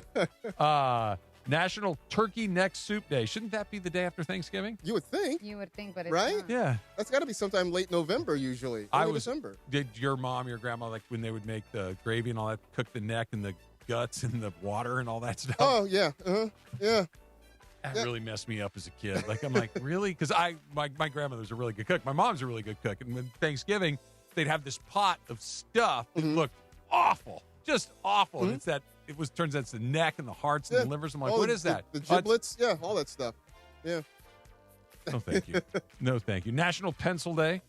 Sure. All right. Yeah, why not? National Doctor's Day. What if you're not feeling bad? Yeah, what do you You're supposed to say thank you? just go say thanks? Maybe that kid that showed up with his project due, he can go knock on a doctor's office and say thank you. I mean, every time I go see the doctor, I leave with the, hey, no offense, but I hope I don't see you soon. Yeah. You know, I don't want to see you again soon. Are you pretty good at getting checkups, or do you have to be sick? I'm pretty good. Okay. I try to do maintenance. little maintenance. I got to be dragging before you go. Yeah, Typical guys. But now I'm getting to that point where it's like you probably need to go to get some things to make sure that everything's working correctly. I survived this National Take a Walk in the Park Day. I mean, that's kind of most days for you, isn't it? I usually walk through the neighborhood on the streets, but this was Rivers Park's really nice. Nice. Yeah. Yeah. Now that I know that mountain line's not there anymore, I can walk a little more freely. Pour a little out for P22. Yeah. Oh, P22. That's what it was. Yeah. He finally. Yeah, I think I don't know if it just was old age or I hope there was no calamity, but P22 is not with us. Was I the only one that was like wigged out that there's a wild mountain lion that could walk down the street and be on Los Feliz Boulevard anytime it wanted to? Like, that's kind of weird, no? I don't know. I feel like there's like a couple stories every year of like bears showing up in people's pools and stuff. Yeah, but those are all in the hills. I don't live in the hills. Like, I feel like if they could just walk into my neighborhood, that's when it becomes a problem for me. Like, when I lived in Arcadia, I grew up over there. Like, the bears would come down in Monrovia all the time. And they would get in people's pool. I'm like, yeah, but I'm not in Monrovia. They don't come to my side so of it. it's fine. It's not a me problem. I don't need that. I don't need that. What do we got here? The Chiffons in 1963. He's So Fine debuted or hit number 1 on the charts. I think I know that one. I'm sure I've heard it. He's so fine. Yeah, I'm sure I've heard Isn't that it? I think that's the one. All right. Do you know the original host of Jeopardy? I do not. Neither did I. Apparently, it was debuted in 1964. A gentleman by the name of Art Fleming was the host. It was Alex Trebek in my world. Do you watch? Are you a Jeopardy guy? I haven't really watched. There it is. I haven't watched it a lot in the post-Trebek era. I may pop in every once in a while. Like I feel like now they're leaning heavily on this Tournament of Champions thing. Yeah, and too many video daily doubles. Let's just read the clues or the answers, I guess, as it is. By the way, for Jeopardy, whenever they do the sports questions, they struggle. Well, okay, so here's my theory on Jeopardy. The sports stuff is super surface. Like for us that work in this world, there's no chance you're going to miss any of them. Right? There are questions like, this guy at UCLA changed his name from Lou Alcindor and went to start for the Lakers. You know, it's like, well, yeah, okay. Now, you go to opera, I don't know a single... Is it the equivalent of these? No, I think that's really what it is. It's that these people are really smart in other things that aren't sports. Okay, but knowing that Lou Alcindor was Kareem Abdul-Jabbar, is that a deep cut that we know because we're in sports? Or is that just easy? I mean, I think it's easy, but again, it could be just the world that I live in. You're talking about this. I'm thinking of Rosie Perez in White Men Can't Jump when she's on. Fruits that start with Q. Who is Babe Ruth? You know, it's like whatever. Yeah. Because now I'm like, I can do it. I just got to go read like the Cliff Notes on opera, and I'll know all the opera answers. I'll know all the potent potables. I'd be pretty good at. Potent potables. History, I'm okay. Yeah. Opera, the Bible, I'm out. I got nothing for you on either of those. The Philadelphia 76ers retired number 34 in honor of Charles Barkley, who played 8 seasons for the Sixers from 84 to 92. Became the 7th player in 76ers history to have his number retired. Do you think of him as a Sixer? I mean, no, I think of him as a Son. Me too. That's sort of where, he went to the finals and stuff. And that's where he became likable. Yes. Like when he was in Philly, he was not still throwing people through plate glass windows. Yeah, and stuff. We hadn't quite warmed up to Charles at that point. Laker fans, the Lakers, ESPN LA 710 and Michelob Ultra. We are teaming up for an epic watch party on Thursday, April 2nd at Tom's Watch Bar in downtown LA. Come early to catch the live pregame show with ESPN LA 710 starting at 5 o'clock. And then stick around as the game tips off at 6:30. There will be giveaways, photo opportunities with the championship trophy, and more. Beto has the Toyota Lakers countdown coming up in just a couple of minutes. Marcus, it was a pleasure, my friend. We'll see you next Monday. Glad to be here. Yep, I'll be do back. it again. More baseball. Come Let's around. do it. Come around more. Let's do it. We'll see you tomorrow.